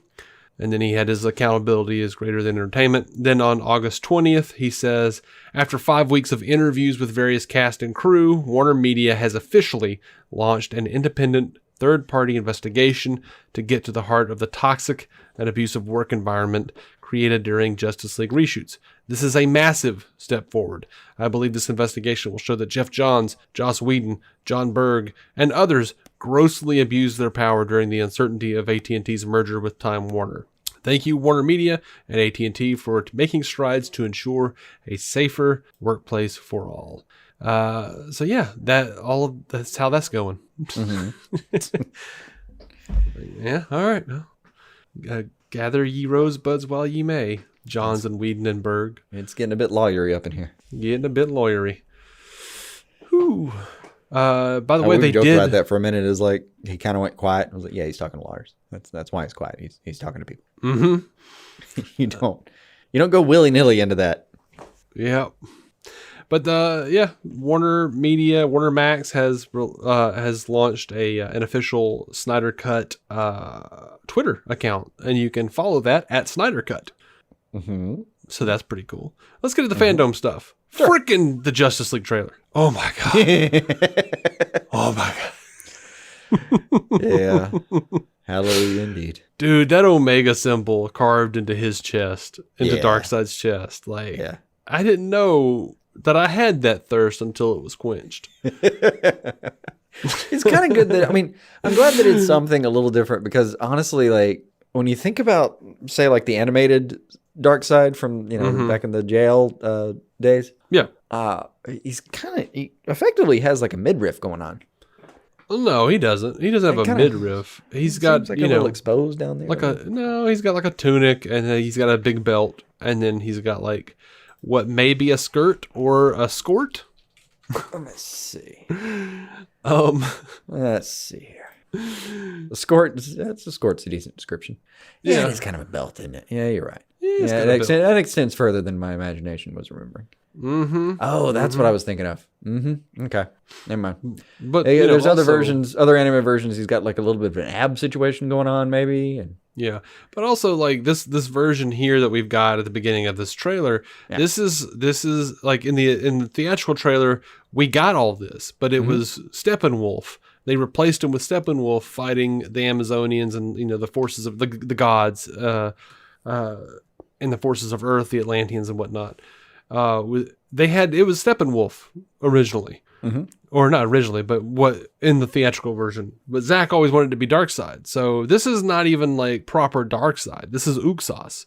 This is like a young Darkseid before he was Darkseid. So there's that. Happy as hell to see any of it. That shot where it shows the nightmare sequence, where it shows the Justice League. We've seen that in storyboard. We've never seen it. Yeah, I've only seen the drawings. For real. And did you I hear that there was more. Like I think Zack said there was more in the Real in Motion cast that I talked about earlier. He said there were more Easter eggs in that shot than just the trident. It was Aquaman's trident, Wonder Woman's shield, Thomas Wayne's portrait, and then a Joker card comes flying through. The Joker card I saw first time around. Mm-hmm.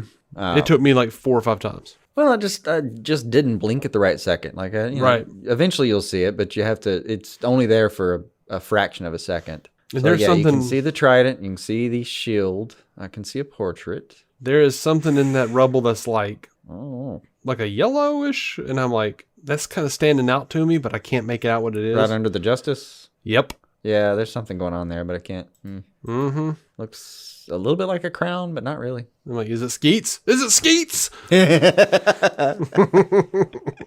Just Booster's chest plate. Snyder already teased Booster Gold a little bit in Man of Steel. And then we get the Warner Max logo, which is, I like that. I'm just glad that thing's out there now. Yes, sir. Yeah, we've got Wonder Woman finding the arrow from the theatrical cut, which is obviously that was part of the plan. Cool. Yeah, and, it is interesting to see what's still here now. It is, but with different emphasis, almost Joss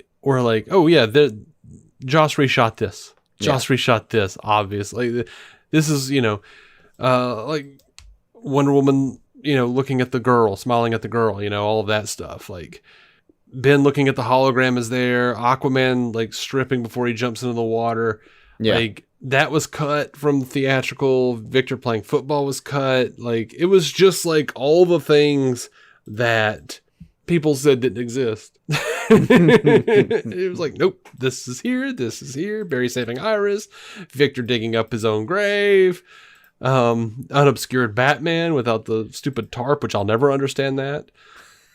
Like, what was the tarp about? I don't even... Martha going to see Lois, which I squealed a second time when I realized that, no, that's the Martian Manhunter. That's Martian Manhunter.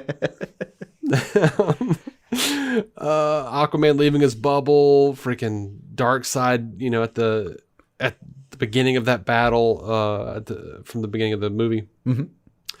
Dude, I was not expecting to see Desaad.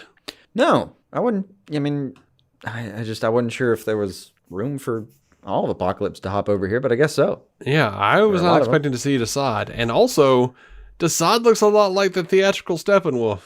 Yeah, he really did. They were just like, yeah, we got this face. And they think... It'd be a shame to waste that face. They think Steppenwolf's too scary and spiky and evil. Let's just put this guy on there. Mm-hmm. Ugh. We've already bought him. We've already bought the face. And by the way, I'm just loving the song. I do. I love Leonard Cohen, and I love this song by him. You know what? Last night I listened to the Jeff Buckley version for the first time. Really? You never heard that? Oh, no. It's gorgeous. Hated it. Oh, it's gorgeous. Absolutely hated it. It was sir. it was just not my cup of tea, man. Mm-mm.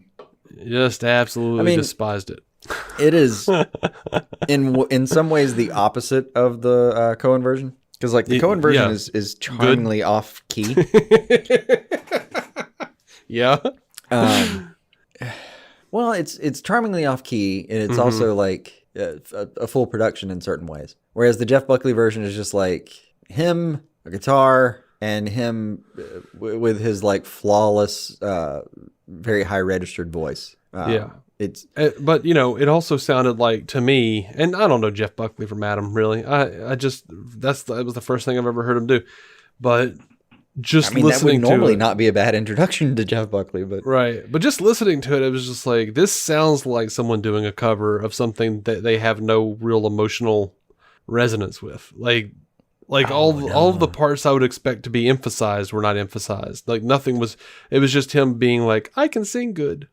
And I'm like, yeah, you got it, but there's especially live versions where you can tell he flirts with the song and teases it. It's so good. He's one of those people he got to put out a little bit, and then he was kind of really hitting his stride as a recording artist and died. Yeah, but you got to look up like Grace, Dream Brother, Last Goodbye. My favorites. What would you say? I mean, these are fantastic. Just look up. There's an album called like Mystery White Boy. He did in France. I have no idea what's going on with the title, but whatever. I think it was like in 96 or 95. And he's clearly fluent in French because he speaks to the crowd in either what is very rehearsed French or off the cuff fluency. I'm not sure. I don't speak French to be able to tell the difference. But he really puts on a great show there, and he does an incredible version of the song on that particular performance. I mean, I'll be honest, man. The likelihood of that happening is very, very, very, low. very low if that's your introductory take on it. Yeah. But I'm even before this trailer, I'm a Leonard Cohen guy. I like Leonard Cohen. I get it. He's an incredible songwriter. Here's weird stories about this song too with Cohen. Like he wrote this song for like a decade. I mean, he had like, I think it was something like 40 verses or something. I mean, it was insane. He could not stop writing the song. And apparently his producers had to be like, no, you're doing this, this, and this. Get in there. Yeah. But yeah, I love how the song goes along with the trailer. And we know from that Real in Motion podcast that Zack had this thing. He had a cut of this trailer for years, for like 2 years. Yeah. And he had this song in mind for it the whole time. Oh yeah, and I've seen some of the naysayers be like, it's so lame for him to like use the same song he used in Watchmen, and screw you, just shut up. And even when they asked him in Real Motion, it's like he got kind of weird. Like the song means something to him. He's clearly got a history with the song that he didn't feel comfortable completely putting out there. Yeah, so. Just shut up. Let him use the song. If anybody who has a musical side, you've got something in your tank that's like that. You hear it and it hits you a certain way. Yeah. And it's just like what the song says. There's a blaze of light in every word. It doesn't matter which you heard, the holy or the broken hallelujah. But my favorite's like the minor fall and the major lift. Yeah. So meta. I don't know. I enjoyed that part. I always have enjoyed that part. Yeah. So, but yeah, I love like the bit where it says, and even though it all went wrong, and we see Cyborg staggering and emotional. Yeah. Like, oh my God. Yeah. And then we transition right to the Lord of Standing. I stand before the Lord of Song, and it's like Lois looking up at Superman, like, oh my God. Yes. So good. I loved seeing hitting the button, the mother box disintegrating with freaking Papa Stone inside of it, and you see like Cyborg just like screaming, and like Steppenwolf blurred behind him, like coming up behind, just like, oh my God, dude. Yeah. It looks so good. I don't know exactly the nuts and bolts of what's going on in that scene. I do know it's going to rip me apart. I mean, just seeing like Victor's dad, like his like starting to disintegrate, like the blood running out of his nose, and just like, oh my God, like that sacrifice play, because that's got to be a sacrifice play. It's got to be a sacrifice. Some part of me wondered, like, is it a way of keeping himself kind of alive? Like, is he going into the box to some extent to? I think he's trying to destroy the mother box to keep Steppenwolf from using it. Maybe it could be. I wondered if it was like if he had to be integrated into it somehow in order for it to work for Cyborg. Yeah. I don't know if it was that. Also, I haven't heard anybody bring up the scene where Cyborg is just digging away in a graveyard. I mean, I brought it up a minute ago, but like, I think it was confirmed that that's where his mom was buried and he was buried. Okay. See, there's two stones in front of him, quote unquote. Yeah, whatever they buried and had a service to. Yeah. Whatever they put in the ground. I don't know. That's going to be another one of those scenes that's probably like Snyder really wasn't kidding about him being the heart of this movie. No, that's clear in just the trailer. Yeah. And I mean, you listened to the last episode where Matt was just like, just seeing this trailer, it was more cohesive than anything we got in the theater. Like, yeah. Yeah. Yeah. I mean, especially if you had really been paying attention to the movies and went in expecting some continuation. Yeah, this is what you were expecting, not what happened in 2017. I don't even think I was expecting this. I don't know what I was expecting. Well, this was closer for sure. Yeah, oh my God. Steppenwolf is super spiky. That is true. He is super spiky. He actually looks way more menacing in every possible way. Yeah, he looks more menacing and more believable. I don't want to mess with as a force to be reckoned with. Yeah, dude, those beats though, like the parademons hitting the Batmobile, Superman and Steppenwolf like clashing. Oh yeah, Batman taking blasts, boom, boom, boom, boom. Like, and they did the thing with the music where they it swells up the like it those little cutaways to black where they broke in between in the music. Really, it was a great touch. Oh yeah, yeah. And god damn that scene when he's just the Batman getting hit with the fucking that's. Whew. How pumped did you get the first time you saw Batman repelling a pair of demons? I don't even. I'm just like, was it just beyond registering at that point? I just like there was just too much information, honestly. Barry in the Speed Force, maybe he's in. I don't know where he's at. It looks maybe like the Speed Force. Clark with Lois and Martha in the field. We know it's like everything's going very fast, and he looks confused. That's all I can tell you for sure. Yeah, and showing me Clark with Martha and Lois in that field. Yeah. Showing me the scene with Wonder Woman smiling at the girl. You are not going to sit here and tell me. Nobody's going to sit here and tell me that Snyder doesn't know how to do those kinds of beats. Yeah, like absolutely. I have cried watching this trailer every time. And not just cathartic, actual moved tears. Absolutely. Well, all right, beat for beat then, the next couple shots are Cyborg apparently just redirecting a series of missiles. Well, that's a simulation. Is it? That's a simulation he's running inside of his own mind, yeah. Awesome. And we get like the old Atlantean king. There you go, okay.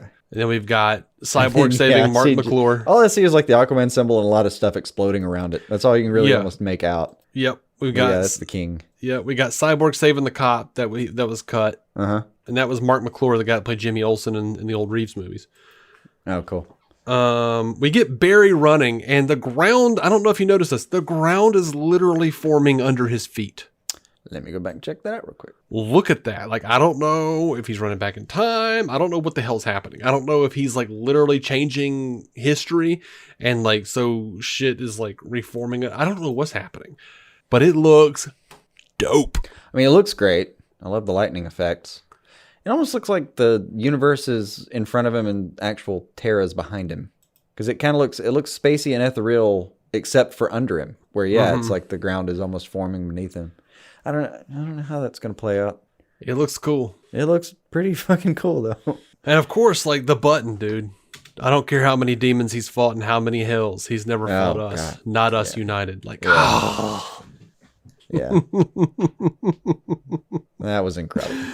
Oh my gosh, man. I mean, even the scene where they're just all lined up and kind of waiting on the ship. I got a little wet just looking at that. Like, this is, God, I get to see this.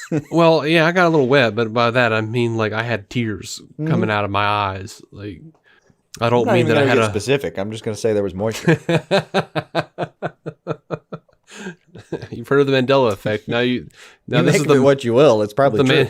It's the mangina effect. Yeah. Moisture in every part. Yeah. It was.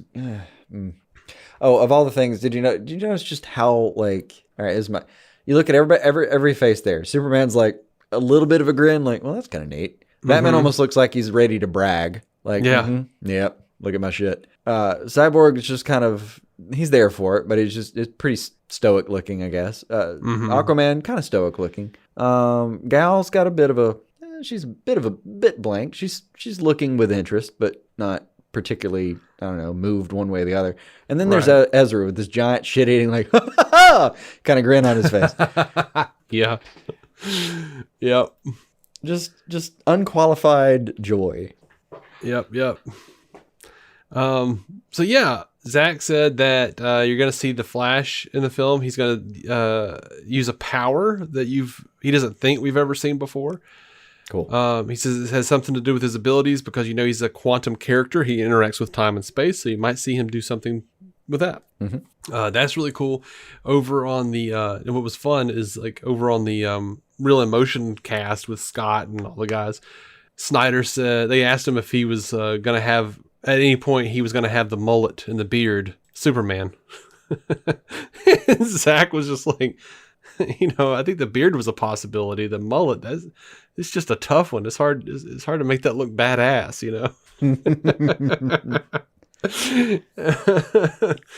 So yeah, I thought that was a lot of fun. Let's see. Henry Cooper on Twitter wants to know, at this point with Zack Snyder is getting his cut and Ben Affleck is coming back for Flash, do you think Justice League Season 2 is a possibility?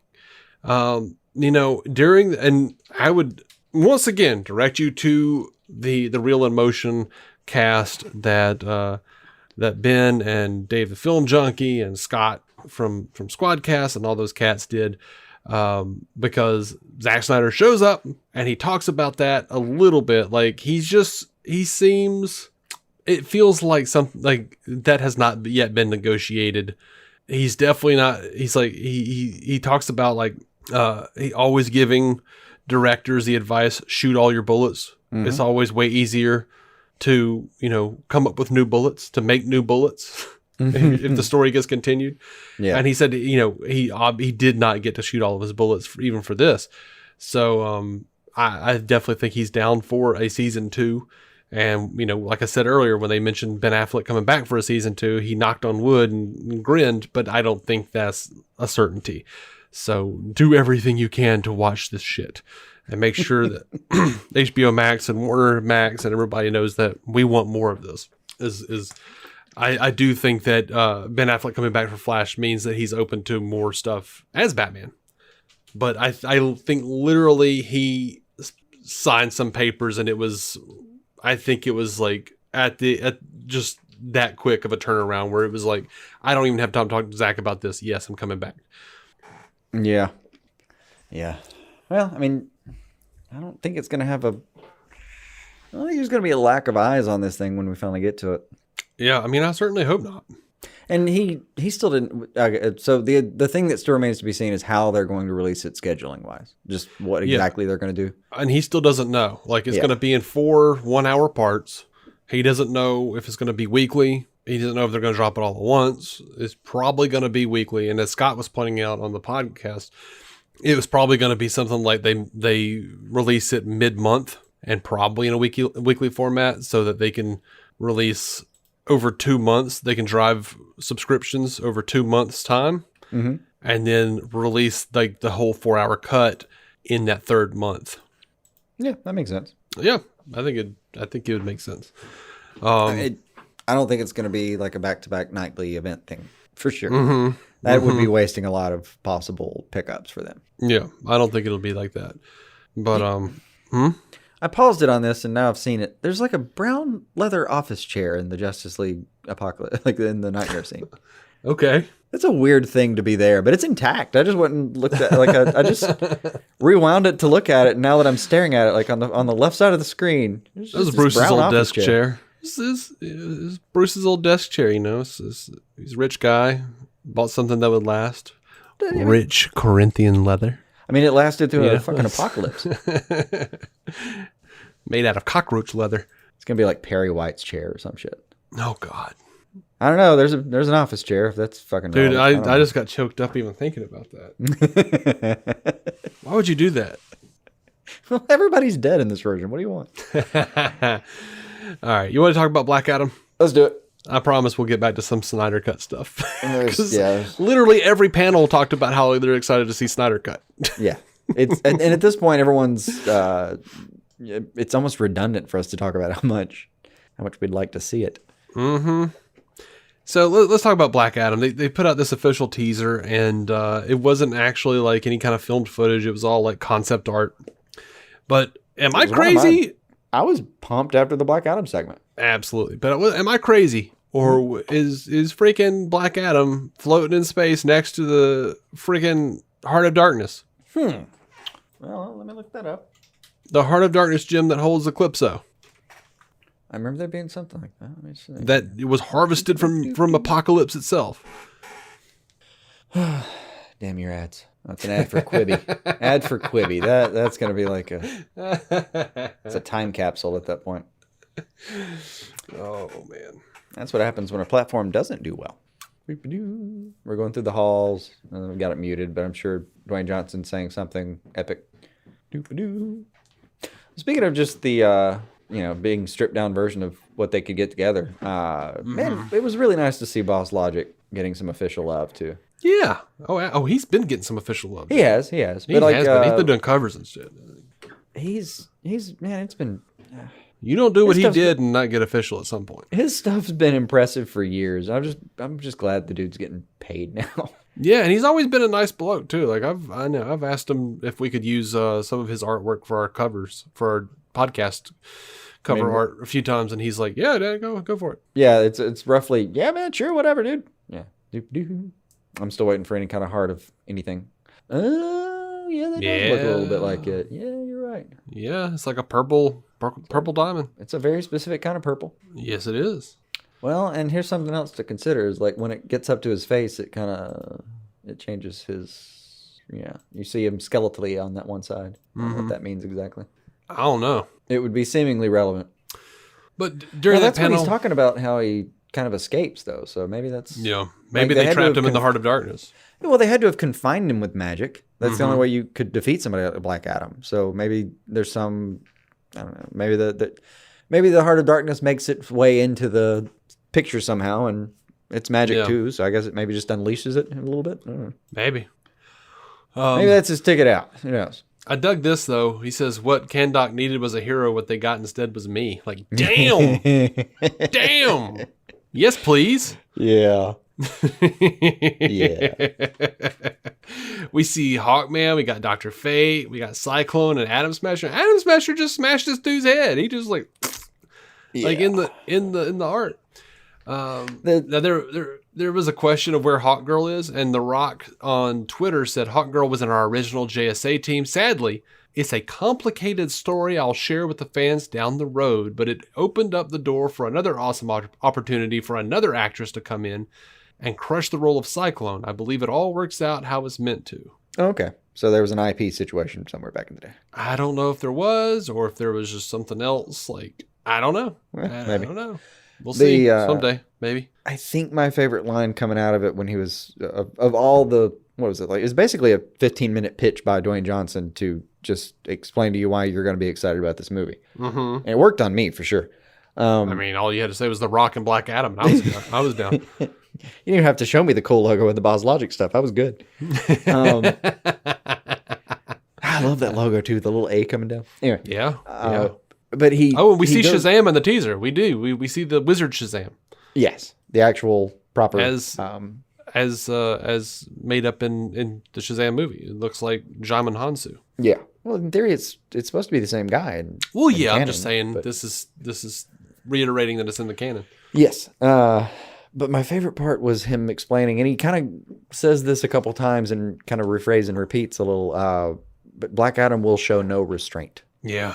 That may be one of my favorite parts of what I was told. Mm-hmm. Like, this is a guy that's just, he sees a wrong, he wants to right it, and that's how he sees his actions. What you're going to see as a result of it is ultra violence. Mm-hmm. I'm here for that. Yeah. Let's do it. And there was some talk about like, oh, I wonder who's going to have a cameo, and oh my god, and maybe, but this whole section there's the whole section there where he was doing his thing, where he's like, get a message out to some of the other ones, some of the other DC superheroes, the Flash, Aquaman, Wonder Woman, Batman, and Superman. Let them know something. Things will never be the same because the hierarchy of power in the DC universe is about to change. I'm like, when I hear that, I'm like, yeah, it all sounds fun, but you're just doing the wrestler thing right now. Like, I don't consider this in any way a promise of anything. And a skill set. I get it. I in no way interpret this as being like, oh yeah, they're definitely doing like a whole cameo. I don't interpret it as anything outright, but I will say this. If it wasn't The Rock saying it, you like if it was even just like Zachary Levi saying, I've got it in for you, Soups. Mm-hmm. Part of you would be thinking, holy shit, they're kind of trying to tease that Soups may be involved. It's almost because of the rockiness of the situation that you think, nah. Well, it also doesn't help that he's been beating this same drum for like 5 years. He has, but he's also the one that's been beating the I Want to Play Black Adam drum for forever. Yeah. And he's gotten his way so far. Well, sure. Like apparently you remember back in the day when we reported, this was like 3 years ago now, when we were talking about that Black Adam was a kind of a vague idea a little bit. And then basically Dwayne Johnson walks into an office, and when he walks out, the entire building goes, yes, this is happening now. It's effectively what everybody involved in that meeting made it sound like. It was like, yeah, we weren't quite sure. Then he walked in and we were like, yeah, how much money do you need? Well, what do we need to make this happen? We got to work, and all day we smelled something strange, and we couldn't figure out where it was coming from. And then it turned out it was what The Rock was cooking. Because he came in.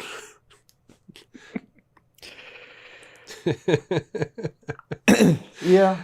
I saw Jim Lee posting about it earlier. It's like the star power and charisma that this guy exudes kind of thing. And it is just true. Like, The Rock's the kind of person where you're in a room with him and you fucking know you're in a room with The Rock. Oh, yeah. I mean, the dude can be in, like, a shitty C movie. Like, something that shouldn't even theoretically show up on Sci-Fi Channel. Yes. And yes, like I'm Doom, thinking of Rampage. Well, I was thinking of Rampage. Yeah. But I did watch Rampage. That was terrible. The guy can make $500 million worldwide because he's the freaking Rock. Yeah. Well, here's the crazy part. How many times have you thought this? If maybe you have too. I don't know how many trailers I've watched where it was a movie that he was in, and I thought, well, that's not going to be a good movie, but it's not going to be his fault. Like, I'm going to watch it, and I'm going to think, well, he did his part. I don't know which one you dropped the weight, but no, I've never thought that. I don't think. I've thought, oh, that looks awful. I will never see that. I'm glad The Rock got paid. Skyscraper a couple years ago. I was like, this is going to be terrible. Yeah. I'm never going to watch that movie, but I would watch the movie. I'm just like, I'm glad he's eating. I'm good. I'm not going to watch that. But and oh my, is he eating? Good Lord, is he swole at the moment. Swolded. Oh, speaking of him and John Cena, like they have been putting in some gym time. Mm-hmm. I mean, we're talking like veins coming out your polo shirt kind of situation. Well, look, when you're a wrestler, you're already basically playing some version, like some low-rent version of a superhero. They have literally climbed the ladder, probably the Salmon ladder as well, and come to a point where they are actually playing big screen. No, I'm not kidding. Here's your $20 million check. Yeah. Superheroes. Yeah. Not that they're actually getting paid $20 million. They're probably getting paid something in the ballpark of, well, The Rock is getting paid more than John Cena is for sure. I don't know. Yeah. Especially for $3 million for carrying the film versus part of a 27-person cast. Like, I can't wait to see like why people are angry when they find out like, okay, so Henry Cavill got like $300,000 for Man of Steel and Gal Gadot got this amount of it, but like The Rock gets like $3 million up front. I'm like, yes. It took that much to get him into the gym that long. Okay. No one is going to see a Black Adam movie. They're going to see The Rock as a superhero movie. That's what they're going to see. Like, yeah. Superman sells the name for Man of Steel. Wonder Woman sells the name for Wonder Woman. The Rock sells Black Adam. I mean, yeah. Anyway. I mean, look, 2012, 2011, I guess it would have been. I didn't really know who Henry Cavill was. No. I know who the hell Superman is. That's I'm right. showing up. I'm going to be there when the thing opens. But I didn't know who Henry Cavill was. Yep. It's rare you have like a Batman and a Ben Affleck. Mm-hmm. Or like either one of these will probably get you to the theater. Yeah. All right, so let's talk about Shazam 2. Sure. Going from one chosen one to the next. Did you mention the rest of the crew that's going to be with him? Cyclone, Atom Smasher. I Dr. mentioned Fate? all of that. Yeah, You did mention Dr. Yeah, Fate? yeah, I think I did. Dr. Fate. Yeah, I was just super read the excited list about today. the Dr. Fate being like a big screen treatment of Dr. Fate. Sounded fantastic to me. That is interesting. Yeah, Yeah. I'm down. I'm in. I am down. Shazam 2. Title was revealed. Fury of the Gods. Mm-hmm. That was Starring really Sinbad. cool. It's not starring Sinbad. I actually looked it up. No one knew. Comicbook.com actually contacted people, and they were like, "Nope, that was just a joke. He's not going to be in the movie." I actually wanted him there by the end of it. I wouldn't have minded. Yeah. No, What here did he was say? something I'm fun. number 3 on the Mandela list. Oh, yeah. That's pretty good. That's solid. So the most exciting things about it was about this panel, though. Charming was at some point. Yeah, it was at some point. Asher Angel said maybe they can CGI us into the Zack Snyder cut, Yeah. and they were all like, and it seemed weird. And then they asked, like I think Asher asked, does it? Can we talk about the secret cameo? And Zachary was like, you cannot talk about that stuff, Asher Angel. And he winks, So I think I definitely think Superman's going to be in this one. I just do. There was so much hubbub over him not officially showing up in the last one. I think it'd be a hell of a payoff not to get after all that we've gone through. Absolutely. And definitely something like Sandberg would fight for. Yeah. Now, I don't know if you recognize this or what your thoughts are, because we haven't talked about it. But again, that Real in Motion podcast, they asked Zach about what'd you think about what they said on the Shazam thing? And he was like, what'd they say? Is like, where they were like, oh yeah, can they CGI us into the Snyder cut? Do you think they'll be in season 2 or whatever? And Snyder just grinned real big and was like, God bless those guys. Like, what does that mean? I don't know. I thought he was just kind of like shrugging it off a little, like, oh, that's funny, but I don't know, man. Mythic godlike beings. It sounds right up Zach's alley. oh sure. Like, oh my gosh! Like, I would love to see that. There's just certain ways Snyder looks and reacts to things sometimes, and I'm just like, you bastard, you know something. I get it, but Maybe I'm wrong.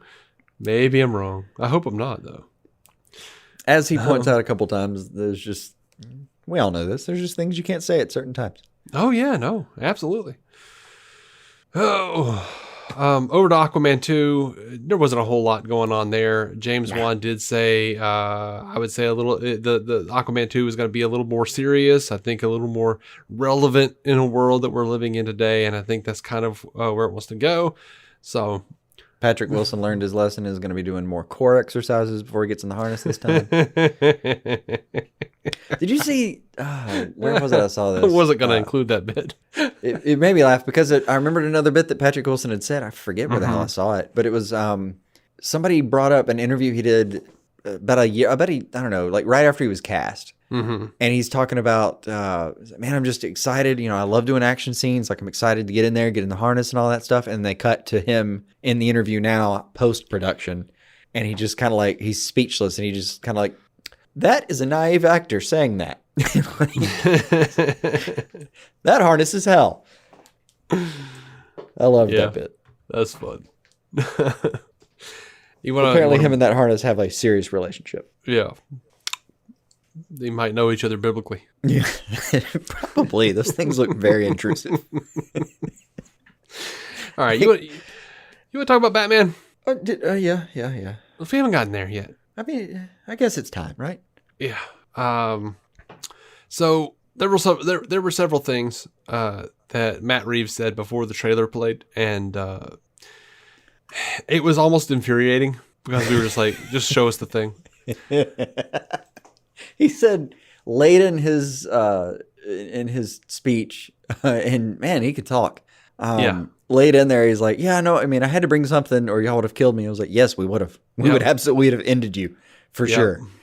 There needs to be a teaser. He seemed so excited the whole time he was talking. It's just like, oh man, you've been pent up. You've been wanting to talk about this for a minute. Yeah, he's full of some serious love. So he says, he did confirm that it was a separate universe from Justice League. We've already had that confirmed, but apparently people just keep not wanting to believe it. Yeah. So they want to do the comparison game and all that crap. Yeah. He says we're trying to keep it as simple as that. Like there is that one Earth that exists in Justice League, and then the beginnings of another Earth that is happening in the early stages of the Batman, because we're in year 2. We're in year 2. So that was what Walter Hamada said. And then obviously there are outliers like Joker, which doesn't exist in either Earth, but that's okay. It's all part of the multiverse. Matt Reeves can continue to build out his Gotham, and he's got great plans on how to build it out in a way that's innovative. So we got this Batman teaser. You need a second before you even talk about it? Man, I was not prepared. Like, I get on some level, I knew that Zack Snyder was going to make me cry. I was on some level prepared for what Zack Snyder's Justice League teaser was going to be. Well, you had glimpses at least of it. Yes, because I followed the guy on Vero.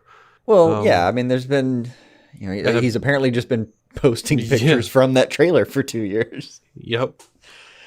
But your foot was wet. You know what I mean? Dude, I was not prepared for this like gritty late or early 90s / pseudo 1970s David Fincher what's in the box 7 bullshit from the Batman. Yeah. I was not prepared for any of this. Yeah. Oh my god, dude. Like, I get that. Like, I mean, they sold me with Nirvana, first of all. Well, it was a nice deep cut Nirvana song for me. That's one I hadn't heard in a while. Yeah, final track of Nevermind, Something in the Way. Like, one of my favorite Nirvana songs. That's a good one. Band I don't go back for enough. Yeah, I mean, they've got some solid stuff. They really do. Yeah. They were okay, I guess. Yeah. I mean, no, I mean, they were great, but... Hate to sound like that guy. But yeah, it's legit a band I just don't go back for enough. Yeah. Well, I mean, I kind of wore them out in my youth. So I didn't. They weren't the ones that I completely wore out. Like STP was who I wore out in my youth. Yeah, I did not wear out STP. Yeah, Soundgarden. Well, speaking of, that's how I even knew about Jeff Buckley. Was Chris Cornell and Jeff Buckley were friends. And on his first, of course, they were. Cornell's first solo album, Euphoria Morning, which I deeply suggest anyone go pick up. It's gorgeous. He wrote Wave Goodbye, I think is the name of the song, about having to say goodbye to his friend Jeff Buckley. And when I looked into it, I was like, oh, they're a whole new artist. And then I got blown away because, good Lord, Buckley's musicianship is amazing. But anyway, point being. Yeah. I love every inch of this trailer, though. Oh, for real. Cool. Yeah. It's like front to back. Like, I love them walking into that room. I love the tape. I love the old school, like, 70s Warner's logo. Mm-hmm. I love the red. The sound of the tape behind it. Oh, yeah. I love all the red. That red with that deep velvety black had such a animated series nostalgia kind of feel. Yes, it felt like that. It felt like Batman Beyond, but it also felt like something we'd never seen before. Like, usually with Batman movies, we get like the golden hue, or we get the golden black, or we get grayish blue and black, or one of my least favorites is the green and black. Like, there's always like a green hue, like they're inside of a damn Borg cube. Mm-hmm. But the red and black, dude, like that is something. Like, I love red and black together. I'm really digging that vibe. I'm really digging that color palette. I love Batman coming in behind Commissioner Gordon. I love Jeffrey Wright as Gordon. Like, that's okay. Yeah. Does this mean anything to you? Oh shit. Yeah. Yes. I mean, we know he's good, and this is just a sample. And, I love that Batman is in a place where he's just like there with the cops. It's almost like... Yes. It's like... That was a bit newish as far as... I mean, normally he's kind of skulking a little bit maybe, or just shows up before and after or something. No, he's just on site. Well, I like the idea, like it looks like someone could offer him coffee. You know what I mean? It possibly speaks to a certain naivete of like second year youth, Like, he's there, he's with Gordon vouches for him. Like, and they did that shit in the animated series too, where it was like, he's there and Bullock's over in the corner going, "Hey, you bastard." Yeah. I like it when he's bat. Yeah. I dig it. I love, like, and you get that feeling because as they're like walking in, you're seeing the cops looking at him, like on either side of him, looking at him like, what kind of freak are you, you know? I love that, like, he's not like completely high tech yet. Like, when we see his boots come up, like, they don't look like no Batman boots, man. They look like they look like Doc Martens, man. They do. They do. And like, I think I knew people that owned those boots back in the day. Yeah. And you're just like, what is this? Who is this? And it's Batman. And you're just like, oh my gosh, this is so, like, such a fresh, interesting take to me. Yeah. Because he does look intimidating as hell. Oh, yeah. I wouldn't mess with him. And, you know, he's At the very least, it's you remember the old thing that people say, like, anyone who would dress like that is already unstable. Don't fuck with him. Yo. I did. It was funny when Matt was like, "Yeah, I really like this Crow trailer." That was pretty solid. Yeah, but that was one of the best parts. Is like, all right, so it's one of those kind of inside jokes about Batman movies. Is the makeup always magically goes away when he takes the cowl off? Yeah, and not here, buddy. He's got the raccoon eyes. He's got the old Oliver season ones. Yes. Yeah. He's got to go in there with a little baby wipe and knock that down. I was down with that. When he pulls out that card, though, you noticed what was on it. Which card? Which one? Oh, the owl? Yes, the freaking owl. Yeah. And, you know, you got Reeves saying stuff about how it's like, well, he says the ideas that were in YouTube is the Gotham experiment. It's a criminal experiment. He's trying to figure out what he can do that can finally change this place. In our story, he's in that mode. That's where you meet him. And you see that he is charting what he's doing, and it seems like he's not having any of the effect that he wants to have yet. And that is when the murders start to happen. And then the murders begin to describe sort of the history of Gotham in a way that only reinforces what he knows about Constant. It opens up a whole new world of corruption that went much farther. You start to see this epic history of corruption and gossip that you start to understand well. I think all of that is a way to take a story that is a detective story at every point of view.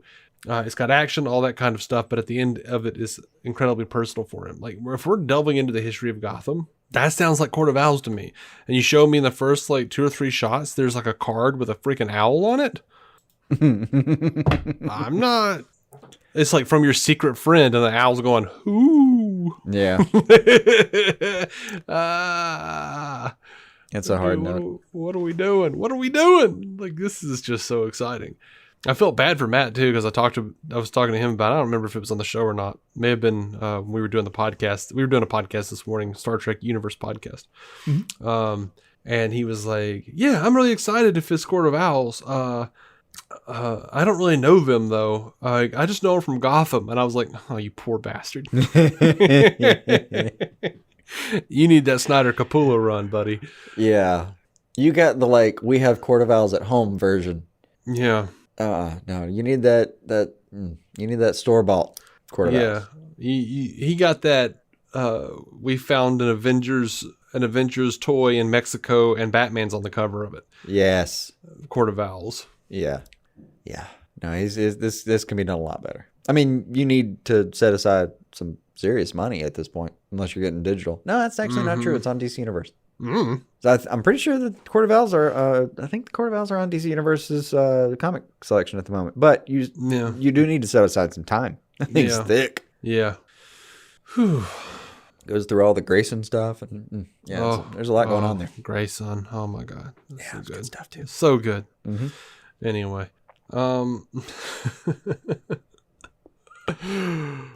yeah. Did you see that someone decoded the card that Riddler left? Because on the inside of the card, it says, "What does a liar do when he's dead?" I did see that. What does it actually say? There's a coded message, and a fan, the Master D101 on Twitter, decoded it, and the answer is, he lies still. Oh, yeah. Yeah, that's pretty good. Yep. Here's some here's some points of that's interest. the thing on Futurama they used to joke about, was like, no matter how no matter how fucked up they made the codes in the background on the billboards, somebody would hack it and like the end of the week after it aired, they'd get an email. Hey, so I figured out what it said. We used 3 different encryptions on that. Yeah, so I got it. Good God. Yep. Oh, how okay. What did you think of him being in the police department and like shoving that dude against the rails? Like, looks like Gordon stops it. Yeah, it looks like he goes after somebody, and then Gordon, and this kind of gives you a little bit of the relationship they're going to have in this film. Is Gordon manhandles Batman, like straight pushes him against the rails, and says, "Cut it out." Yeah. Not afraid of him, which I like. I really like. Yeah. Which means it's also why he's chummy enough that they're going to let him. He's on site in an actual investigation. But yeah, I don't know. There was a lot of funny speculation about what that cop must have said to piss him off. And that, like, he was ready to fight that room, dude. Yeah, he was. And given what I saw later, he might have had a chance. Oh my Lord. Like, who are you supposed to be or whatever it is? Like, bloop, bloop, bloop, like, oh my God. Like, he just took that dude down. I ran across this later. I scrolled down a little bit on YouTube. It's from a guy named Private Snapper. I don't know. All right. Thug. The hell are you supposed to be? Batman. Triangle, square, square, square, triangle, square, square, square, triangle. That really got me. Yeah, that is funny. That was a great beatdown scene. Yeah. I'm vengeance. And that, oh man, like when I get a little tired, and not even really tired, but just a little like I should step away from watching this trailer, I inevitably find myself watching reaction videos of people watching the trailer. Yeah. Oh yeah. And everyone during that beatdown is just like, oh shit. And then people usually scream when he says, I am vengeance. Like, just, oh my Lord. It's so good. Do you see that Matt Reeves even shared that one guy just like when Batman starts beating down the dude, the guys just start screaming, oh my God. Oh my God.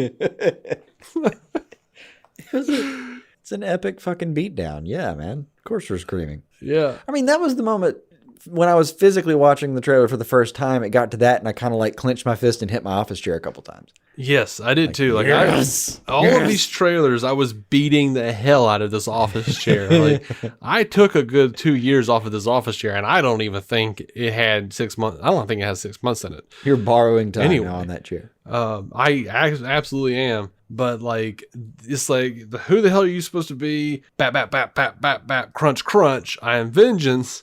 And I'm already at like, with the beatdown, I'm already at like the apex of excitement. I think then he says, I am vengeance. And I just flipped out and just started screaming and beating the chair. Right. And then it cuts directly to that badass rocket on the back of that car. And I was like, I had no concept of what I was in for.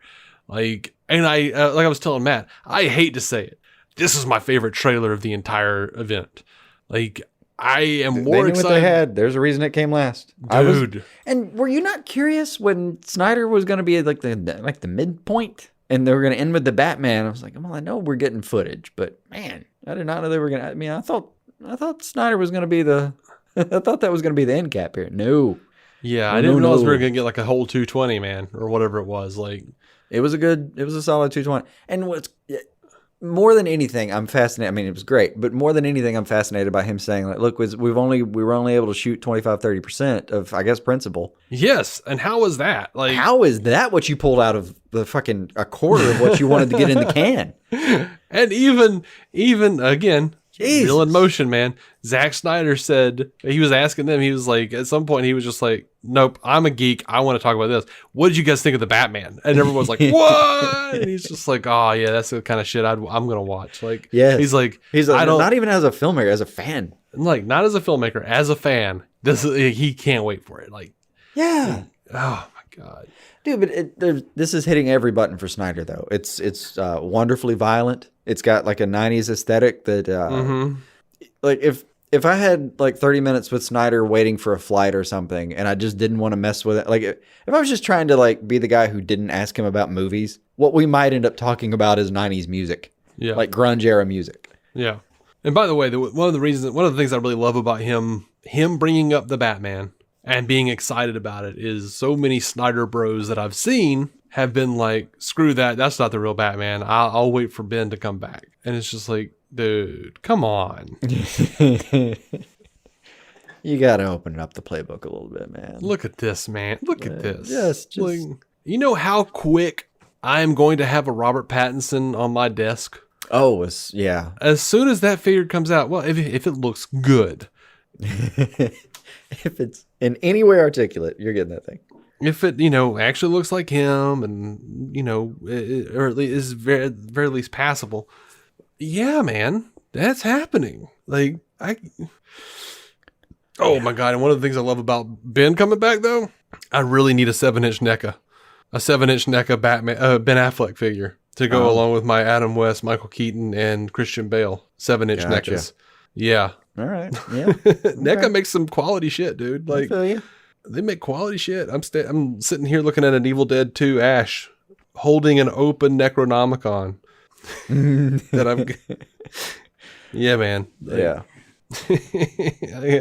I've got several NECA things around. Oh God, they've made some great Teenage Mutant Ninja Turtle figures too. It's like every year, every few months they come out with more Ninja Turtle stuff. I'm like, God, I wish I could afford to be into that too. They're just so good looking. There's not enough space and money in my life. It's like, oh, these are from the cartoon. These are from the movies. These are from oh, they don't look so good. Yeah. Anyway, I mean, your physical space at this point. Like every time I come over, I'm like, well, this is full. He clearly can't fit anything else in here. And then I'll come back and it was like, where did you find another layer on that wall?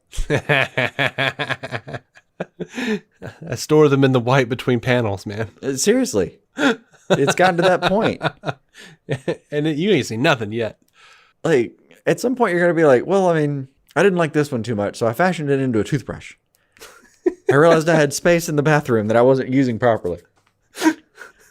Dude's arms didn't move right anyway. Hey, I haven't done it yet, but underneath my Ghostbusters shelf, which is absolutely full. Uh-huh.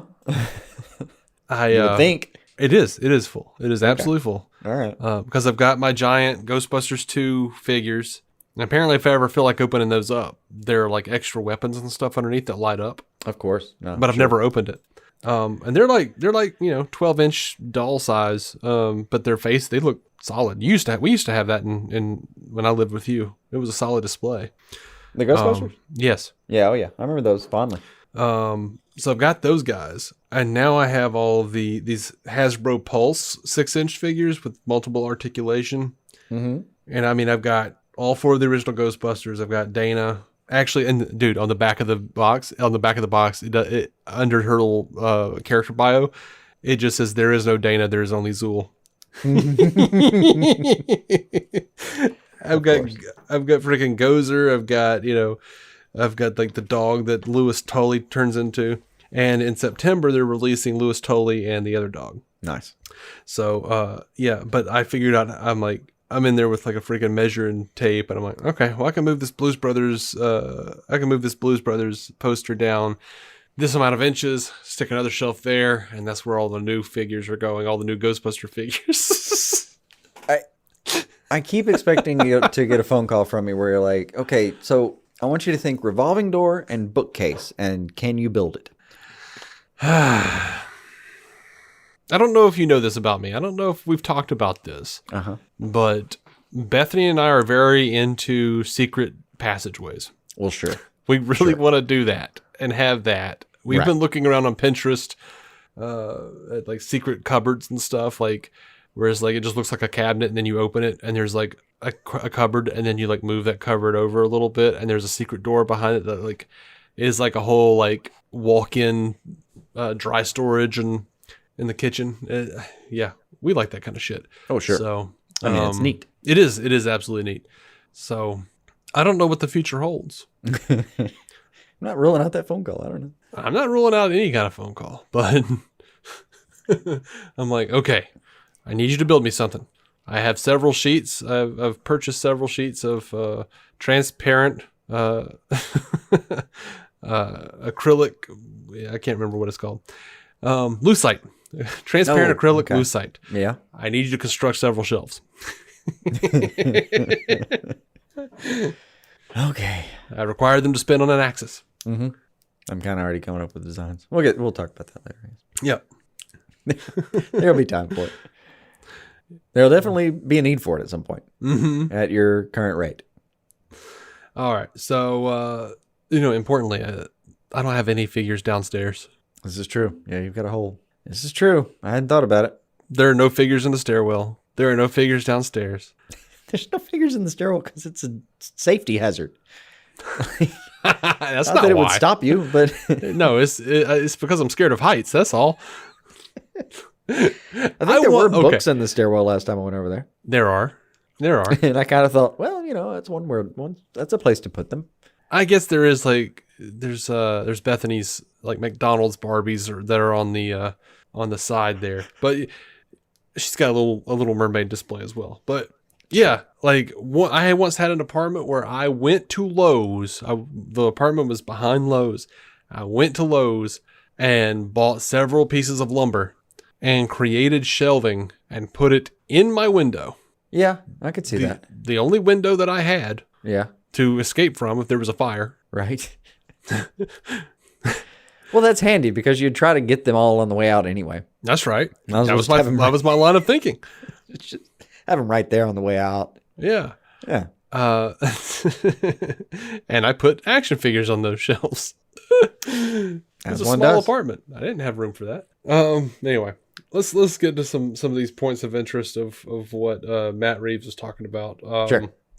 He says, what's really important about this iteration is that a lot of the other stories are about how he had to master his fear and master himself in order to become Batman. And that in that Batman state, he's sort of his best self. For me, what was exciting was not doing that, not doing the origin, not doing what we've seen done so beautifully in other movies. In the middle of this criminological experiment, he said that we'll see him in the becoming of Batman. We're going to see him make mistakes as Batman, to see him grow and fail and be heroic and do all of these things that we associate with Batman, but in a way that felt very human and very flawed. I'm down for that. Mm-hmm. As long as he's not like desperately trying to figure out how to not be Batman right after he becomes Batman, I'm good. Yeah. So the Batman isn't how he became Batman. It's about the early days of how he is Batman. And we'll be seeing him becoming what we all know about him, and see it in new ways. He says, in a weird way, this is the origin of a lot of our Rogues Gallery characters. Selena isn't Catwoman yet. That's actually part of the journey. Oz is not yet the Kingpin that he's going to become. He's the Penguin. In fact, he doesn't like being called Penguin. Mm-hmm. And the Riddler is just emerging for the first time. So that's all incredibly exciting. He says his Batman drew inspiration from gritty movies from the 70s, namely Chinatown, The French Connection, and Taxi Driver. He says, I hope is what's different about that we're doing is to try and do it in exactly that sort of manner. And then, of course, the other things that are from the earlier history of the comics, like him being the world's greatest detective and how he got there. Those things have been touched on, but I don't know that they've been central to the plot as they are in this particular Batman. So there's a lot of things I hope that will be totally different. He says that he looked to his biggest inspiration, I guess, from the comic books was Darwin Cook's Batman Ego to get into the mindset and psychology of Batman. Mm-hmm. And that's a fantastic pull. Mm-hmm. He's confronting the beast that is Batman, and it's that kind of duality about him confronting the shadow side of himself and the degree to which you have self-knowledge. He says that his broken Batman acts out of a heroic grounding while being driven by the parts of himself he doesn't yet know. He says he's kind of a growing legend, and I think there are some people who are wondering, does he exist? That legend is building day by day and has been since he made his first appearance about 1.5 years ago. We're in year 2, so the public is afraid of him. And year 1 is being set to be explored in the Gotham PD show that's on HBO Max. Yeah. Exploring the depth of corruption that has permeated through Gotham City for decades. I'm falling in love with the year 2 premise. Mm-hmm. He says the idea as we go back for the Gotham PD show is the idea as we go back to year 1, and year 1 is the beginning of the emergence and is the first appearance of this masked vigilante that starts to unsettle the city. You start to see the story through the point of view of these corrupt cops, and one in particular. And the story is actually a battle for his soul. Dude, that sounds fantastic. Yeah. I am so on board that. Just that like description. Like I went from being like mildly interested, and that's like almost like this fandom has almost completely shifted, has just completely given me an interest in this movie. Like I was like, yeah, we'll see what he does. Yeah, I'm interested to see what Pattinson does. Yeah. But I wasn't like excited. I wasn't like, I mean, it was barely a on year the ago where we verge. thought this was maybe just going to be kind of another year one story, or Yeah. we didn't know. We didn't know exactly what they were going for really until now, I think. And it says the television series will unravel the history of corruption in Gotham with new characters and familiar faces pulled from DC Comics, going into a level of detail that you couldn't do in a movie. The series will go into these rich places and will meet entirely new characters that Terrence Winter is going to be writing, and I'm incredibly excited. Well, me too now. Like all this sounds fantastic. Yeah. Apparently I said something and Siri woke up. Oh. Thanks, Siri. And then they added Eternals and Dunkirk star Barry Keoghan, or Kagan, however you say that. Sure. To the Batman. It was just What the hell is she trying to accomplish? now she's looking up the Eternals and Dunkirk. No. So he's playing a character named Stan Merkel, and it was Jim Gordon's original GCPD partner. That was back in Batman 405. That was his first appearance in '87, and he died at the hands of the Hangman in Batman: Dark Victory. So It's been a while since I read Dark Victor. Yeah. And by the way, this trailer brought Nirvana's Something in the Way back. It's a bestseller on the digital music stores. It's charting high again. It is number 18 on Amazon Music, and ranked 22 on the iTunes Store Top 200 chart. Oh my. Good Lord. That's a hell of a resurgence right there. And I've seen people angry about it too. They're like, this song means something. It's not meant to be like a bop for teenagers to listen to in their car. I'm like, shut up. Nirvana was always trendy. They were always trendy. That was part of the problem in Kurt's eyes. Look, man, you go to Walmart. You go to Walmart. You go into the teen section. You're going to see girls' handbags. You're going to see T-shirts. Same with Target, where you're going to see the Beatles. You're going to see Nirvana. And you're going to see Led Zeppelin. Queen, Bowie. And Queen. They're trendy. Mm-hmm. Sorry. They could be great artists too, but they're trendy. Sorry. I was kind of curious. All right. I was wondering if it had gotten so deep that Spotify now had it in the top 5 for Nirvana, but it doesn't. That's I'll let you look up specific details on a song. That's interesting. Yeah. Well, I mean, I would love if it listed like downloads or something. It'd be amazing. Mm-hmm. That data would just be so much fun to play with. But no.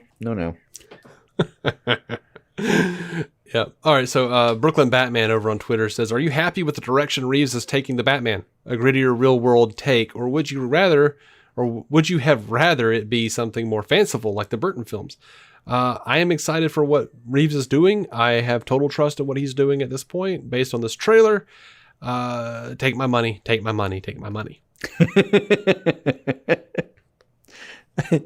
That's actually a good way to sum up FanDome in general. What was your takeaway from FanDome? Take all of my money, please. Mm-hmm. Yes, if you would like a hard line, we can talk routing numbers. Yeah. J. Scotty St. Clair over on Twitter, J. Scott for real, says, other than Pattinson's take on the Bat, what part of the trailer pleased and or surprised you the most? I didn't recognize Colin Farrell until others pointed it out, and Jeffrey Wright looks damn good as Gordon. Thoughts? Yes, all the things you said. I didn't recognize that was Colin Farrell. No, that had to be pointed out to me too. It had to be pointed out. I still can barely see it. You just barely see it in the eyes. But that could come out as being a hoax later, and I'd be like, oh, okay. Sure. I don't know. I think the problem with answering this question is pleased and surprised me are two different things.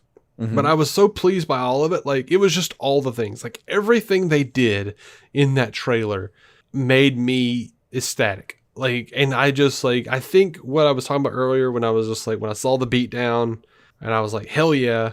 And I don't know who those guys are, but they look like they might be a gang called the Jokers. I don't know.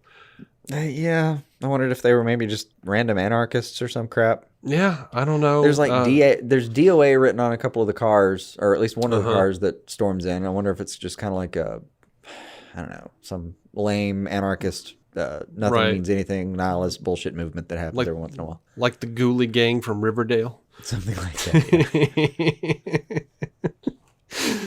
Yeah. The way you laughed when you said that makes me think you know what I'm talking about. I've run across them, yeah. So like the beatdown was so exciting. Just like this, everything I said earlier was like the beatdown, the I Am Vengeance, and then the car. Just like, oh my god! What was the except? What at the beginning of his question? What was the thing I'm supposed to not talk about? Other than Pattinson's take on the bat. Okay, all right. Well, that was what I was afraid of, because it was the thing that surprised me the most, and pleasantly so, was the the first thing I said walking away from that trailer was like that glare. Yeah, that fucking Pattinson glare is like I didn't know when I saw that moment in the church or whatever that is when I saw that moment I was like, we're gonna be fine. He's got this. It's good. I didn't necessarily need the fight, the beatdown scene. When I got both of them, I was okay. So we got both sides of this. That beam that glare, man. If somebody looked at me with the way he looked at that camera at the time, I would honestly just assume that my days were numbered. Yeah, and I didn't, look, man, and I'm still seeing this, so I'm gonna comment on it. Mm-hmm. If you're out there and you're still saying, shit like, Robert Pattinson is a vampire or Robert Pattinson's a sparkly vampire or some bullshit about, you still bringing up Twilight. Yeah. You need to take the money that you were going to spend on a new MAGA hat and you need to use that to buy yourself a clue, because damn, the dude has put in his time. He's a good actor. The thing I like to bring up about Twilight is he didn't like him either. And they offered him a bank when he was like a teenager. I believe, dude, I would have taken the money too. Yeah, I believe Stephen Amell said it best when he said, an amount of money it would be irresponsible to walk away from. And the reason I kind of on the MAGA hat bit is because I don't think I've seen anyone who isn't a rabid Trump supporter say anything about Pattinson being a sparkly vampire. I don't think I've cross-referenced it by that particular demographic, but it was just something you noticed in your Facebook feeds. You're like, it's you guys. That may be why I've erased most of those feeds from what I interact with for almost explicitly that purpose. Yeah. So look. So most surprised by is how deeply they went into, like they said almost 2 years ago that this is going to be a detective story, and how deeply it's going to be a detective story is, I guess, what surprised me that wasn't Pattinson. So I was very pleased with that. What part of the trailer pleased and or surprised me the most? Yes, that is my answer. Yeah, that is just the whole thing. I was not expecting Nirvana. I was not expecting. That was a nice touch. Yeah. I was not expecting any of this, anything that I got. I was not expecting. I was not expecting Pattinson to look the way he did when he was in movement. And that's just another testament to like when you were talking about like seeing someone in set pictures and you're like, oh, that looks X, Y, and Z. You don't know how it's going to actually look in color, like color graded, in effect, after editing. You don't know how it's going to look. Yeah. The old DC on-screen philosophy of give him a damn second. Boule_Brian on Twitter says, the Batman is looking so much better than I anticipated. Went from optimistic to effing pumped. What got you more amped? Batman taking down the goon or going up the stairwell? Batman taking down the goon, but I loved the zip line I love the grappling up the stairwell. That was dope. That was solid. I've never seen that exact. No, it's finding a way to do something different. Like we've got over 50 years of Batman movies and television, and I ain't never seen that shot quite that way. So yeah, I'm down. Riddler or Penguin? Riddler, but I like him better than Penguin as a villain. Gordon or Catwoman? Me too. But again, once Colin gets done with him, I have no idea how I'm going to feel. Yeah, no idea. Those are both great actors doing what they're. I mean, I don't know how to feel about this. I don't know. Gordon or Catwoman? Yes to both. Maybe a little more Catwoman, but that's just honestly it's not any deeper than just thinking that Zoe Kravitz is hot. I mean, if I'm being honest. Right now it's more for me. It's just slightly more Gordon, just because I'm. I don't know. He's so important to a year 2 Batman, and I'm so intrigued by the fact that he's just on site during an investigation, and then I don't know what the hell is going on with that cop brawl. But there's just a lot going on with there. Where I'm sure the cat story is going to be interesting as well, and there was some shots in here that. It's amazing. Actually, that's a great answer to the pleasantly surprised. Pleasantly surprised that they were able to tell me as much of the story as they were with this little footage in the can. Mm-hmm. Yeah. That they were able to put out what is legitimately a decent trailer 1. Yeah. I'm so excited, man. This is so stupid. I think they even called it a teaser a couple times. Like, no, this isn't a teaser for me. This is a trailer. You got a trailer. Yeah. My God, what's the trailer going to look like? I don't know. Trailer's just the first 5 minutes of the film, if that's what we're doing. He goes on to ask, the suit or the car? The car. The car. Just barely, but car. I would have said suit, but they showed me the freaking rocket exhaust. And it lit up the back of that. Over his shoulder. This guy's fucking nuts, or whatever he said. Yeah. It like lit up the back of that. And there's like a bat hidden in there if you look in the back of that car. And it just like lit it up that pretty blue. The car. It's like a little bat muscle car.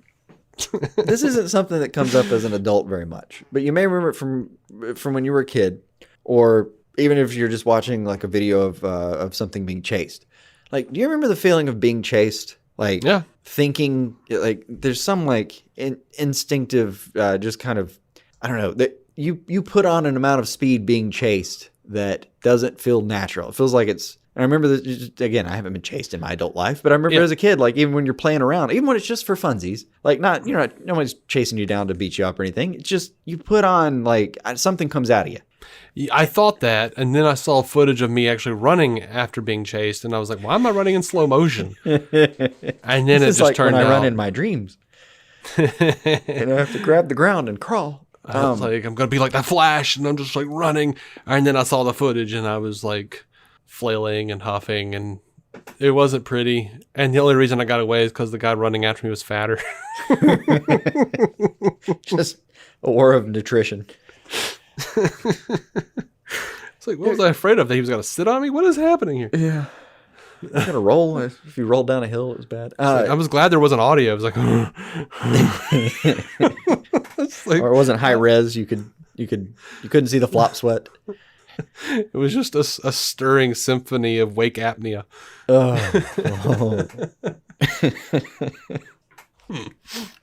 Okay, here's my vague point I was trying to make. I did roughly have one. I don't know. There's something about being chased where it's like you're on you're like your system gets on its best behavior, and it's like, no, I will not be found. And you run. I don't know. To me, though, it seemed like if it was hide and seek or something like that, if I was running after somebody, I couldn't quite get that like lizard brain part to kick in. Mm-hmm. Like I could run and I could chase you. We could do the whole thing, but it wasn't like, it didn't feel like life or death. It didn't feel like I had like actual predator prey situation. Mm-hmm. And I'm watching this. It was about the second time I watched it, and you see the fear in his eyes when he's getting chased, and you just see him like wrecking the scenery behind him to do it. Like I got the sense it was like, no. He knows, like that's what that's like. That's what the predator feels like. And was like, no, this is my next meal, motherfucker. Yeah, you're not going to survive this day. Ooh. And I'm so excited about this movie. I really am. I like that part. Giddy. Like I want that that Jim Lee FanDome the Batman poster. Yeah, I thirst for it. I had it playing in the background. For some reason, I have it paused right now on the shot where he's about to take the cowl off, and I don't know what it is about the way he's arching his back that I keep being fascinated by. I haven't even noticed that. I'll have to look at that. It's like he like hunches down a little bit, and it's kind of just looks like he's got like a. It's hard to describe exactly. Like his entire torso crunches down for a second almost. It feels like it's really just him raising his arms in a weird way. Mm-hmm. But and then that worried look when he takes the cowl off, and he's just that was good. Yeah, he looks genuinely afraid for a second. Yeah, man, I'm just like, oh my god, what have I got myself into? Almost. Yeah, I'm so down, just so down. I don't even. Everything about this movie looks good to me. Yep. All right, well, that's gonna do it for the movie news. Oh my god, there's more. What are we on at this point? Oh, you mean like Lord. page-wise? Yeah, that too. We are on page 13 of 23. Ooh. Ooh. Loud. So I think it's time we go to break. Yeah. Go empty our bladders. Yeah. And, we're going to call it an intermission. All right, we'll be back with television and video games a little bit right after this break.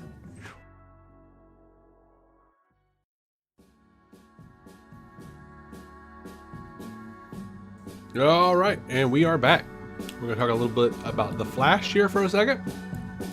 Now, TV is going to be on the 12th and 13th of September, but they did slip in a few things here for us. They got the Flash Season 7 trailer, which looks to be a lot of just like the last 3 episodes of Season 7 that the coronavirus interrupted. Mm-hmm. And now Eric Wallace, the showrunner, said because this is The Flash, there's a huge twist at the end of every season, and that twist is now kind of coming in the middle of the start of the season. And that has really affected our storytelling for all of Season 7. So we got that. We found out through Entertainment Weekly, Eric Wallace said that they are going to be giving a bit of a rest to Elongated Man. Hartley Sawyer was fired for racist and misogynistic tweets from 2012 and 2014. Yeah. So they were bad too. Yeah. Anyway. But he says the beauty of comic book stories and superhero stories are the conventions that heroes come and go, but they never fade away and they never disappear entirely. So we're going to treat it like we would if we were writing a comic book graphic novel. I think it's funny that he calls it a comic book graphic novel. That's an interesting set of words to run together, but okay. Mm-hmm. I'm like, are you 75? We're going to treat it like I would those funnies when they print them together. Yeah. Well, Eric Wallace is the guy that I'm not crazy about how he interacts with. He's relatively new in this role, but I'm not crazy about how he interacts with the press. But he says we're giving the Elongated Man a bit of a rest for a while but we will leave the door open. Who knows what the future could bring? It is unknown. But I'm not saying by any means that is the end of the character. In fact, quite the opposite. We just don't know when he will return or in what form he will return, and that's the beauty of comic book stories. It keeps it fresh. I hadn't even thought of it. That's actually a good point. You could literally recast him. Oh yeah, you could. And just say, well, just come up with some bullshit reason that this is how he presents himself now. Yeah, he does say that Ralph does, like, he and Sue are in the middle of some stuff at the end of the season, so he says, he will be back, and they have to like do something with him at the beginning of season 7. He says it's funny. I guess technically it would be a recasting, but the character won't be a big part of season 7. He'll only be a part of just wrapping up the Sue storyline. Yes, one could say it is a recasting, but we're going to do it in a way that I think honors the spirit of the character and provides not only a satisfying conclusion to Sue's murder mystery, but also it's done with some humor. In order to wrap that up, which we're going to do at the top of season 7, Ralph has to be a part of that. Now, thank goodness, Ralph is a guy who could change faces and his appearance in many ways. Without giving any spoilers away, I think you just have. All of it has been a spoiler, guy. There are a couple of ways. I feel like it just gave me a roadmap. There are a couple of ways that we can have Elongated Man still appear in at least one episode this season to wrap that storyline up. That gets us what we need and still allows fans to say goodbye to the character, at least for the indefinite future. All right, man. Like, you're like, hey, he could look like different people, but I don't want to spoil anything. I mean, yeah. But there's a way. Like, yeah, you just said he could look like until you were leading up to it, it hadn't even occurred to me. But yeah, that seems like an obvious thing. I mean, you and I have talked about it, but yeah, I guess. But maybe I forgot it even occurred to me. But still, we have records on. We have episodes. Thank God. I mean, I'm glad there's a proper record for me to embarrass myself with. Yeah, you're good. Me too. You're not. I mean, you're not wrong though. The guy's very much like, well, I don't want to show you everything, but here's all 52 cards face up. Yeah. And he's done that before. Like, he continuously do. Like, he was just, like, a few months ago, he was just like, well, I don't want to spoil anything, but of course Barry and Iris are going to be okay. You're like, what the hell? Okay, in all fairness, I'll give him that one. Like, I don't give I him would that. just rephrase it. I would just rephrase it as like, look, I don't want to spoil anything, but it's not much of a spoiler to tell you that our lead romance in the show is going to be fine at the end. I don't agree. I think that one of the great things about The Flash leading up to this guy being in charge is stakes. Often, even if they are a bit, I mean, I forget what was the name of the girl that he had some great chemistry with, and then she was gone. Patty Spivot. Yeah, she had. They were great on screen, and then I don't know what happened there. I do know that. Yeah, like, I mean, you're not wrong. They'll add a romantic interest and then just rip it out from under you. Sure, I guess, kind of. But yeah, Barry and Iris, nah, I'm not super.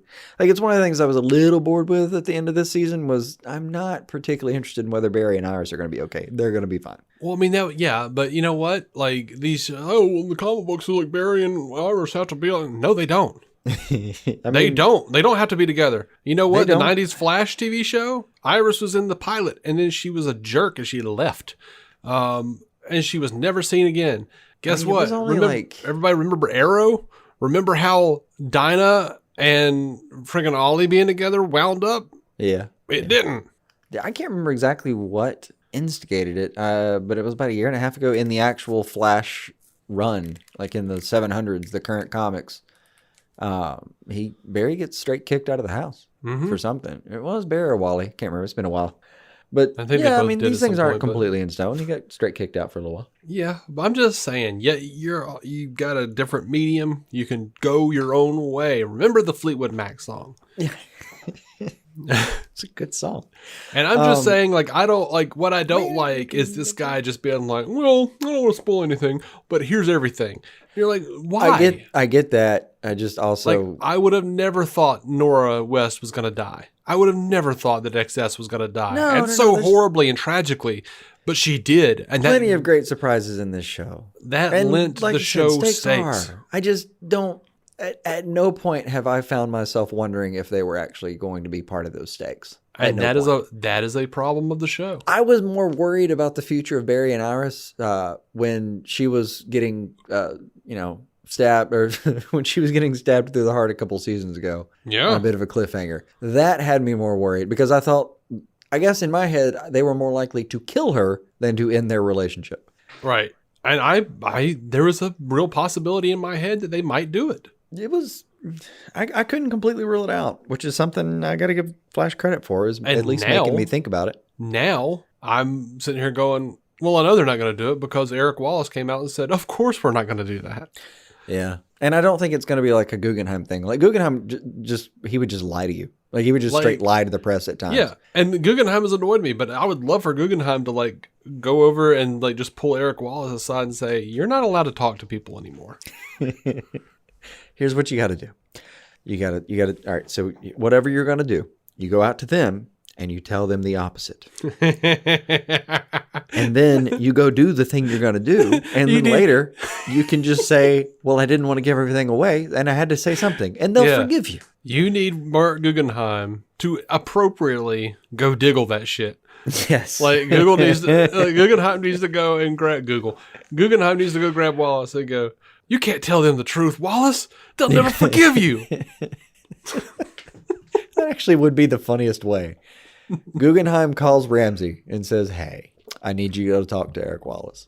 You want me to give the speech? Yeah, I need you to give the speech. Awesome. Cool. I'll be over there in a minute.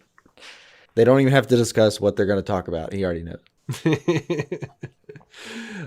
So apparently he says, let's see, there was a whole story that involved Ralph with another character in particular going off on a two-hander journey. Okay, can you not say two-hander journey? Not the best choice. That's not a good... He's 75. I'm not telling you. Choice. I don't know how old this guy is, but he just said two-hander journey after saying comic book graphic novel. Like, now I'm just thinking of Ralph with somebody, like, jerking two dicks off. Because that's what a two-hander is, y'all. If you didn't know, that's what that is. That's what Eric Wallace, the showrunner for The Flash, someone who somehow got into a position of showrunner on an actual television show that is aired. Maybe he's showrun good, no talkie good. He says it's a season-long arc that would like have... you said, he made it to the position. There's like, it's not like no one wanted the job. Maybe he got there by promising things that he didn't realize he was promising. Like, if I'm the showrunner, there's going to be like a really good two-hander journey. Oh, well, you got the job. Yeah. He says it's going to be a season-long arc that would have involved a bunch of twists and turns that would have played into the season's big bad, which I don't want to spoil. And yeah, we can't do that anymore. However, as is always the case, and this is why I like planning ahead, it turns out to be a situation of some lemons, and we made lemonade out of it. We pulled the elongated man out of this particular storyline, and the storyline became so much stronger because now it's focused on the other character. I don't want to reveal them because it's a surprise. And he says for that other character, it became a much more of an emotional journey. And this other character I'm referring to is one of our series regulars. So it's going to be very exciting. He's just like whittling it down. That particular character now gets to go somewhere that we never imagined they would until many seasons down the line, but we just pulled that up. So I think it's going to be really fun. It was a good way to, like I said, make an awkward situation into a great opportunity that ends up making Team Flash as a whole stronger. I mean, yeah. You're not wrong about your take on it. I've got two characters that could be in my head now. It's like he's sitting there saying like, well, I don't want to give anything away, but, and then he whips out a game of Guess Who. And he's like, I don't want to give anything away, but I'm going to let you get the first 6 turns before I guess anything myself. Okay. Mm-hmm. Also, my character has glasses and has brown hair. Yep. He also said that Sue Dearborn in season 7 is going to still be around. He says you're going to see Sue more than once this year, even without Elongated Man, on her own, making appearances and helping Team Flash in an unexpected way. Good. I liked her. Me too. He says it is just going to be hilarious because she was so much fun. Oh, okay. Mm-hmm. Adding that continuing to have Sue on the show was, quote, one of the easiest decisions I've ever had to make as a showrunner. I called up Natalie and said, don't worry, you're still going to be a part of the season. We'll find a way. Now, when I told her that, to be honest, I wasn't quite sure how, but I'm happy to report we found a way. I'm just imagining everything he does with the premise of, I don't want to spoil anything, but we're definitely going to have you back. He says, now we can expand her character and give her more backstory and more growth in ways that we hadn't initially planned. It's really exciting to see how she's going to interact more with Team Flash once her name has been cleared, because we are going to clear her name, obviously. What? I hate this man. This guy's ordering at a restaurant. I don't want to spoil anything, but I will have the salmon. But then what's the reason for her to come back to Central City? And that's going to be a bit of her story this season. You try to make lemons and make lemonade, and suddenly now Sue's possibilities are wide open. And we have a particular storyline that she's going to help us out with, specifically one with one of our villains this season that we would have never gotten to had not to circumstances if circumstances hadn't changed. So it's going to be, I think, fun and unexpected for the audience as much as it was for us to write. So is this person that he was talking about that he doesn't want to spoil? Is it Sue? It sounds a lot like a Sue. Well, they're going to clear her name though. I don't know. Fuck. Yeah.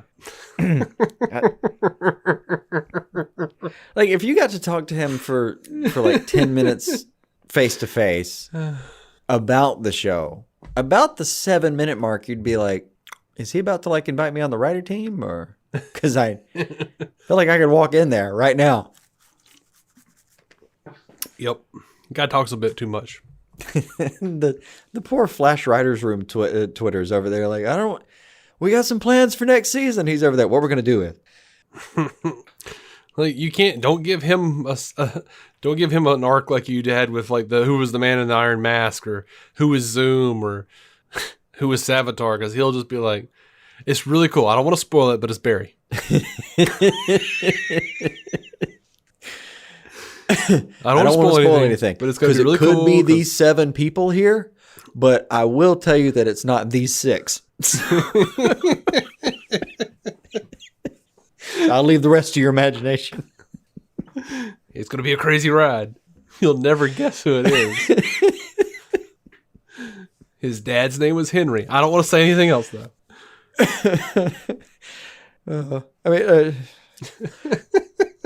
It's a fun point, but sadly, point for point, as you're telling me about like the stuff that he's spoiled, it's also stuff where I'm like, yeah, okay, that's not surprising. Yeah. I don't think he's giving the fucking house away here. Well, not to us because we're us, but we're paying pretty close attention. But yeah, I go to TV Time. I see those people like, what? How could this happen? I'm like, because it was obvious. What are you talking about? Like, yeah, I can't believe Barry's losing his powers again. Like, I mean, they're working out. Where else can you go, really? I think if you go to TV Time, at the right time for the right show, or right kind of show, you can learn roughly how to say I didn't see that coming in like 8 different languages. Yeah, just by scrolling through. Yeah, like when I go to TV Time, and then another language I've never seen, like, oh, that's how Portuguese says that. Great. Yeah, I don't know how these people get out of bed in the morning. Like, I don't know how they figure out how to put on their pants. No, there's a spectrum though, especially like you'll have some people that are just absolutely befuddled by what they've seen, and then you'll scroll down, and then there'll be somebody who's written a fucking dissertation on why you should have seen this coming from episode 2. Mm-hmm. And those 2 comments are right next to each other. Well, this is definitely covering some ground. And there's just like that one, like 4 or 5 paranoid. It's never just one. It's like 4 or 5 paranoid people who are like, they better not kill Barry. Yeah. What? Yeah, that's an odd one. They better not kill Barry, huh?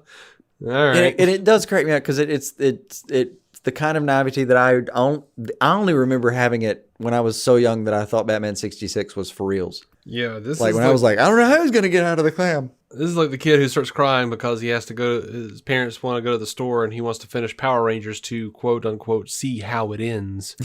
Yeah, and the monster blows up. My parents didn't think about this kind of stuff in any kind of detail whatsoever. Like they just nothing. But myself, if it was in the same situation, I'd be like, well, I'll tell you, the good guys win, and that dude probably gets defeated, and you'll probably see him later. Let's go. We gotta hit the road. Yeah. I think what I heard mostly was turn it off. Yep. I'll tell you one of the only times where it really stung, because I started picking up on the tricks of, it's okay, it's it's Always Sunny in Philadelphia kind of thing. End of the day, the reset button happens. Okay, that's how sitcoms work, all that kind of stuff.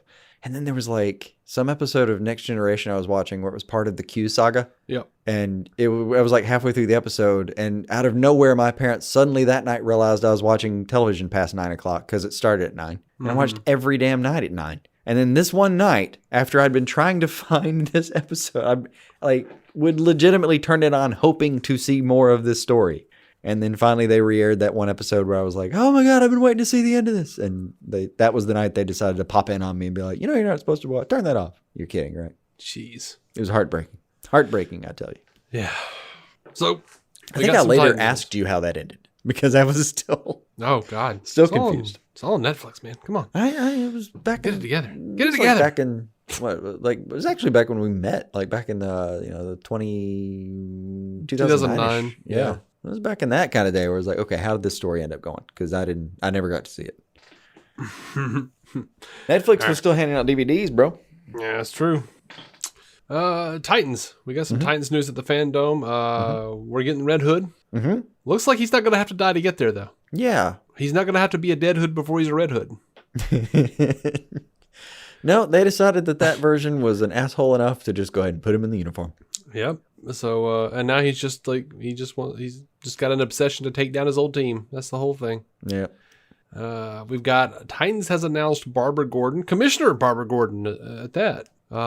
Which, I'd like to see her suited up. I like Batgirl, but well, sure. I think you'll get some of it personally. You think? Yeah, I think so. I mean, maybe not present day, maybe a flashback or something. But I think you'll get something. I'd like to see a little tumult between her and Dawn. Maybe something like, yeah.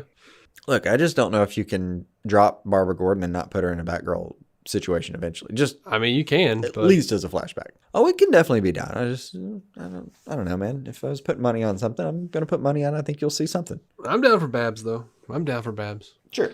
Uh, Commissioner's a fine way to go with it anyway. I mean, that's what she was in Batman Beyond. Yeah. Oh, and they said that part of the dynamic will be like her and now Nightwing trying to figure out, okay, we know how they used to do it. Mm-hmm. How do we want to do this? Yeah. That sounded pretty cool. Yep. And she's a bit wary of the Titans being in her city as well, so. Wouldn't you be? Well, yeah. They break people. Yeah. Of course, in Gotham, you need to. This is not wrong. So we got, we're going to get Scarecrow coming in as he's currently an inmate at Arkham Asylum and offering his services as a profiler and consultant for the Gotham City Police Department. Honestly, I don't care. Give me Jonathan Crane in any format and I'll be happy. Dude, that sounds great. Like, if we're doing like Hannibal but with Scarecrow? Great. Sign me up. Hell yeah. Yeah. Hell yeah. He's I don't know why I like Scarecrow as much as I do. I really don't. I have no idea. But yeah, every time I see a version of Scarecrow on the way, I'm like, yes, let's do this. Yay. Let's see. Let's move on to Stargirl. Outside of FanDome, Jeff Johns confirmed. He says, listen, we have an amazing team, an amazing cast, amazing writers, and we're going to deliver the best show possible. Our goal is to deliver a show that is cinematic and different than all of the other shows and is of the utmost quality. And we have a lot of talented people to do that. Thanks for shitting on the CW shows, buddy. The pacing, the tone, the world, we've already established that. And we have the best VFX VFX house. They're not going anywhere. So he's trying to say it's not gonna change. It's not gonna be like the CW shows. Yeah, and I get it. I take his point. I was more dubious about the first person plural he was using. Mm-hmm. And he does say that the budget for season 2 is going to be smaller. He says, but startup costs are always the most expensive. The building and testing and a lot of that we've already done. We have some new things to get into, which is exciting, but we wouldn't do season 2 if we didn't think we could make it as good as season 1, but different. We're going to explore different story, different thematics, different avenues for the characters. We're all working incredibly hard on this because we're so proud of season 1 and we want season 2 to be even better. That's our goal. Nothing less. Fine word. Season 1 was great. I mean, if you can find another way to rig another story up and hit that same quality level, I'll be there for it. But I agree. Also, gather ye rosebuds while ye may. Johns. It's still not quite looking great for him. Yeah, that's not at the moment a super public arena battle. I guess it's kind of very slightly behind the doors, but still. Mm-hmm. But and that, I mean, all that being said, he can write a pretty good story for DC. Yeah, sure. If he's still working with them and plotting out season 2, we might all still be better for that. Maybe we'll see. We'll see. I'm just saying. Yeah. I'm feeling betrayed here. I get it. It's I stood up for the guy for long enough. I get it. Me too. It's the death of the author concept, though. Like you can at some point separate what happened from the. I learned about it in some Lovecraft thing I was listening to. Yeah, yeah. Lovecraft would be one to say all that. No, he wouldn't. People said it of him later because they're like, look, he created this incredible world, but dude was super racist. Yeah. Like, how do we square this circle? And then out of nowhere, Jordan Peele's like, I can square that circle. Like, okay, go crazy, buddy. Here's all the HBO money. Is that what that show is about? Yeah, I think so. I have no idea. I've literally never seen a trailer. I've just seen it talked about in certain places where, like, I gather that that's partly what's happening is a little bit of like taking back the landscape of like, look, he made this cool world, but like, and the thing that was cool listening to something about it was Lovecraft specifically, like, he would write this world and he was a bit of a world builder, but like if other people wanted to use it, he wouldn't ask for a byline, nothing. Yeah, man, just go crazy. Which was, a bit odd. It's not normally how that goes. It's, people are a little bit more proprietary than that. But yeah, so there was a lot of interesting stuff that he put out there, but then there was stuff that's just like, oh, dude, you You weren't even pretending you were thinking about hiding how racist you actually are. Like, this is bad. Anyway. Whew. Death of the authors were the phrase I came to listening to whatever that was. Yeah. Might have been Imaginary Worlds. I haven't listened to that in a while. I haven't listened to anything in a while. Not for real, Actually. I'm going to say it was. Till proven wrong. So, Warner Brothers Water Tower Music released the series score for Stargirl Season 1. So that's out there. And this award-winning composer, Pinar Toprak, who did Sci-Fi's Krypton and Marvel's Captain Marvel. And yeah, she said working on it was a no-brainer. So yeah, you should, it's out there. It's out there to get 22 tracks. That might be something I specifically go back for, because I don't really remember the score to Stargirl too much. There was a lot going on with this, the screen. I may have just not registered it. Yeah. I mean, it was very, bombastic and uplifting as far as I was concerned. Yeah, I don't remember it ever hitting the wrong cue, so to speak. Like, it did its job for sure. I just don't remember ever having to, like, stop and be like, wait, did I hear that? Like, that was, this might be worth just digging in by itself. Yep. So, word has come down that Astra Logue is coming back. She's going to be a series regular on season 6 of Legends of Tomorrow. Phil Kilmer, showrunner, executive producer, says she's got a lot to figure out. That could be super, super fascinating. And she's great for Constantine as well. Their history really provides a great dynamic. I thought she was doing well by the end of last season. I liked her. So I didn't like her at the end of the season before last, because she was kind of overdoing it a little bit. But I liked her by last season. The legs got stretched by then, at least. I was on board. Swamp Thing premieres on the CW October 6th with a 90-minute premiere. I'm sure they're going to edit the hell out of that show. But the thing is, like, DC Universe is going away. I don't know if they're moving that over to HBO Max, or if we're just going to not have that version of the show anymore. Yeah, I'm not sure either. Yeah. Krypton Season 2 is on DC Universe now. That's happening. I saw that. Lucifer has dropped his first 8 episodes of Season 5. It's the first 8 episodes of the 16-episode season. Due to the coronavirus, filming on the last couple of episodes has yet to be completed. So don't know when we'll get those other 8 episodes. But guess what? They finally released seasons 1 through 5 of the soundtrack. It's Tom Ellis singing. It's on Spotify. Yeah. Yep. It's Tom Ellis and Lauren German and Leslie Ann Brandt doing different songs and singing. So, yep, that's from seasons 1 through 5. So that is all on, I think it's something like 13 tracks. Yeah, I'll probably check that out. They have had music where I stopped a few times. Oh, yeah. Yeah. I've only seen like one episode. I watched the premiere episode, I guess. I don't know, somewhere last week. Yeah, not bad by any stretch. Is it weird that it's like when it's being dropped, when it's dropping the first half of a season, and I don't even really know when the second half is gonna come out, it's hard to get super motivated about watching it. Yeah. I pretty much decided not to watch it until the other half drops. Yeah. I've got a lot on my plate right now, and I'm going to forget what happened. That's a little bit of a problem. I probably will end up watching it just because there's it's a good time for it. Like we're so slow with a lot of stuff coming in that I'm either finally getting to go back for stuff that I haven't had time for, or we need to get the Pennyworth. That's what we need to do. Probably, yeah. But probably, but we're not. Don't even know when that.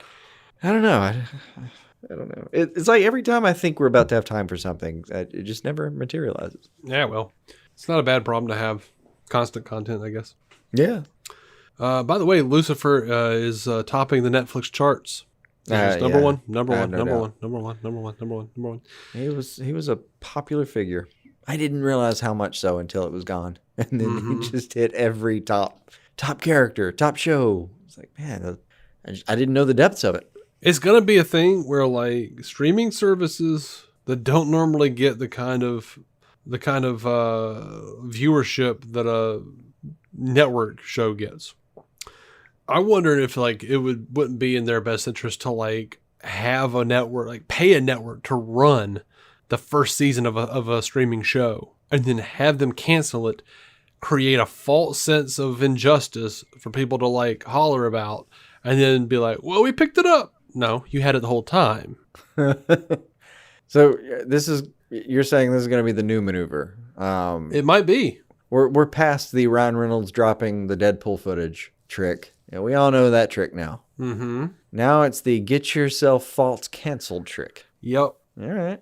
Yep. All right. Well, we're on to you. It's all Snyder cut, man. It's like, like if you can create that, like if you can think about it, if you can make fans believe they had a hand in saving a show, you've got yourself a whole slew of super fans who are going to follow you no matter what. Well, you would think, but as we've learned, some of those fans can be very fickle. Mm-hmm. There will be splintering, let's put it that way. Now, the bulk, for sure, the overwhelming majority even, is going to do roughly what you're saying. But. It seems like a good time to let everybody know that DC on Screen has been canceled. We actually won't be allowed to release this recording we're making right now. So hopefully someone will pick us up. Yeah. We'll keep this audio in case someone does pick us up. Yeah. I don't know how you're going to figure this out because we were explaining it during the course of this audio. Yeah, it was unfortunate. We really just screwed up the timing on that we one. We think the timing could have been better. Yeah. Hashtag save DC on Screen. Yeah. Let everyone know. Hashtag lost cause. Release the DC on Screen. Over to Harley Quinn. At least we still don't have any news about a season 3 renewal, but it is coming to Blu-ray, and Patrick Shoemaker says, so it turns out Harley Quinn will be coming to Blu-ray, which is very exciting. Also exciting that they aren't calling it the complete series. Yeah, that's good. Still holding out hope for season 3. That Q&A was really pretty good, and it was fun. There was a fun, like the bit that I really enjoyed is something about Mr. J spending a lot of money on tattoo removal surgery. Yeah. After questionable tattoo choices or something. Yeah, I vaguely remember that bit. I remember chuckling several times during the bit. I thought it was pretty good.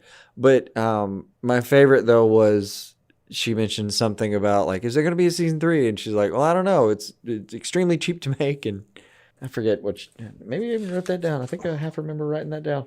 See if you wrote it down. See. Did I? No. Okay. Yeah. No, I think I typed that. It's somewhere in our Discord chats while we were doing You that. did. But, I remember you saying something. But yeah, I was like, it's super cheap to make, and, we already has a large built-in audience. So it's pretty hilarious, actually. Yep. I could use a little more Harley Quinn in my life. It's a good show. It was a good show. Still got plenty of plot left to offer. Mm-hmm. Oh, and again, a show with stakes, like you were saying. It does. They will just kill some folks. Nah, people will not necessarily make it out of a season. I don't care how many years they've been around. Also, Ron Funches. Yep. As we were explaining earlier, he's a great fit. I want more. Yep. All right. The Batman The Long Halloween was confirmed as being a big 2-part animated movie during the Superman and Man of Tomorrow panel. Mm-hmm. That's a great story. I'm really interested to see, like, if they're gonna, like, try to animate it to look like Tim Sale's artwork, because that could be potentially really friggin' dope. It could be really dope or kind of really awkward. Yeah. There's a way this could go poorly. There is a way they could do it where it would be both in a way that I just absolutely adored. Like, like how MTV tried to, like, emulate Todd McFarlane's Spawn. Yeah. Yeah. And you're just like, what is this? Also, this is great. No idea what's going on. This is wonderful. But yeah, I would love to see it. Isn't it? It's been forever since I remember reading, like, Long Halloween probably 7 years ago, last time I picked that thing up. Mm-hmm. But it didn't have a shot in there where the Riddler's, like, scared. I'm sure. I want to say it's in that book, but it's like, and it's Riddler, and he's scared, but he's got this like he's almost visibly quaking in, like, a Scooby-Doo-ish kind of fashion. Mm-hmm. Like his body looks liquid almost for a second for one frame. And I kind of thought, like, that's the kind of shot that's. I remember something about it. Yeah, he looks like he's about to turn into Senator Kelly from X-Men. A little bit, yeah. Like he goes straight, like he goes from like. Oh, that's actually good. He goes from spaghetti in the box to cooked spaghetti in one frame. Mm-hmm. And like you're saying with the art style, like part of me would be like, oh yeah, that's the way I remembered it. And the other part of me kind of wouldn't want to actually see it. Yeah. I don't know. No, I hope they actually do something with that and make it look Tim Sale-ish, because to me that's one of the things that like screams that story. So I say normally. More recently they've been normally kind of trying to do something. And I know it's a little more difficult, but I would love to see them actually like playing with some deep blacks. You know what I mean? Like, that sounds really racial. No, I'm saying like inks, I know what you meant. Like, I didn't think about it, but yeah. Like, yeah, like a lot of his line work is just like very like sort of thick, deep blacks. Deep velvety colors. Yeah. So it's funny to hear you like just realize that sounds bad and I can't talk my way out of it. Oh well. Well, I mean, either you know what I'm talking about or you don't. Mm-hmm. Either way, I was in favor of the deep blacks. So it's like I heard you calculating. Like, is there a way if I go? Fuck it. Oh well. Batman: Soul of the Dragon was also announced, which seems really interesting and weird and unique and set in the 1970s. And I don't know, man. It's got Richard Dragon in it. It's got Lady Shiva in it. And it's got freaking Bronze Tiger. And Bruce Timm is working on this. He's doing it. And it looks like it's going to be early 2021. It's directed by Sam Liu. And I don't know, man. This looks just so weird. It looks so weird. So, it's got, just a martial arts competition animated? Well, it's got, let's see. The voice cast is David Giantoli of Grimm. I don't know that guy. I don't like Grimm. So is that the main guy in Grimm? I don't know. I just told you I don't know. I don't know Grimm. I hoped maybe in the description it said lead or something. But Michael Jai White is reprising his role from Arrow as Bronze Tiger. Okay. Right. And Kelly Hu from X-Men 2. Kelly Hu from X-Men 2 is going to be the voice of Lady Shiva. All right. And Mark Dacascos is going to be Richard Dragon. So, all right. Yeah, man. I don't know. It says the film is an original tale rather than based on a specific comic book storyline. It sees Bruce Wayne facing a deadly menace from his past with the help of 3 former classmates. World-renowned martial artist Richard Dragon, Ben Turner, that's Bronze Tiger, and Lady Shiva. So that's really cool. I always like when they do something weird. I might not like it, but I always like that they gave it a shot. Hey man, you took a swing. I respect that. Yeah, and I'm down. Like, what's funny is like everything's 70s. Everybody's talking about like Batman's gonna be like a 1970s blah blah blah taxi driver. And freaking Suicide Squad is like, it's like a 1970s war movie mixed with James Gunn bullshit. Yeah. And then it's like, yeah, we're doing 1970s Batman running around with. And by the way, they had like a Bronze Tiger has just like a hilarious afro. Naturally. Like, everybody looks like they're in the 70s. It's great. It's great. Even Batman, he's got the blue and gray. He looks like he's like from the 70s Batman shit. It's a lot of fun. I've got a picture somewhere of my dad with like a high school senior kind of photo with a for sure afro, like real afro. Yeah. Good 4 or 5 inches. Radius. Oh God. It really was that popular for a moment. Yeah. And also it looks like they've announced a Justice Society World War II animated movie that I mean, I'm down. That's really cool. I like the idea of getting the JSA out there a little more. Let people know who those cats were. I think there's been like a slow crawl into them being part of the public idea. There has. Getting a little more love here recently. Yeah. Let's talk a little bit about video games before we wrap this thing up, this monster of an episode up. Yeah. Batman Gotham Knights. We did one this long. I know. WB Montreal has released their Gotham Knights trailer for FanDome. They released a gameplay trailer as well. It looks fantastic. It looks like the Arkham Knight games, even though they have confirmed it is not a part of the Arkham universe. Which, people were like, hey, me and Matt were like, I mean, I definitely thought it was. And then like, I thought it was for a second. Yeah, they were like, Batman's dead, and blah, blah, blah. Okay, cool. But then like other people were like, wait, at the end of Arkham Knight, Barbara Gordon didn't have her legs. or use of her legs. She had them. They were just kind of there.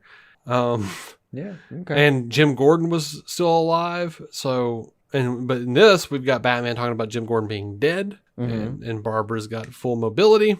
So, and they did confirm, Montreal confirmed it was not in the Arkham universe. So, but it still looks great nonetheless. I think, that being the case, I think Batman's going to be the bad guy. I do. I think his death is going to be faked. I think he's a Talon. He's one of the Court of Owls, because this trailer is definitely like crawling with talons.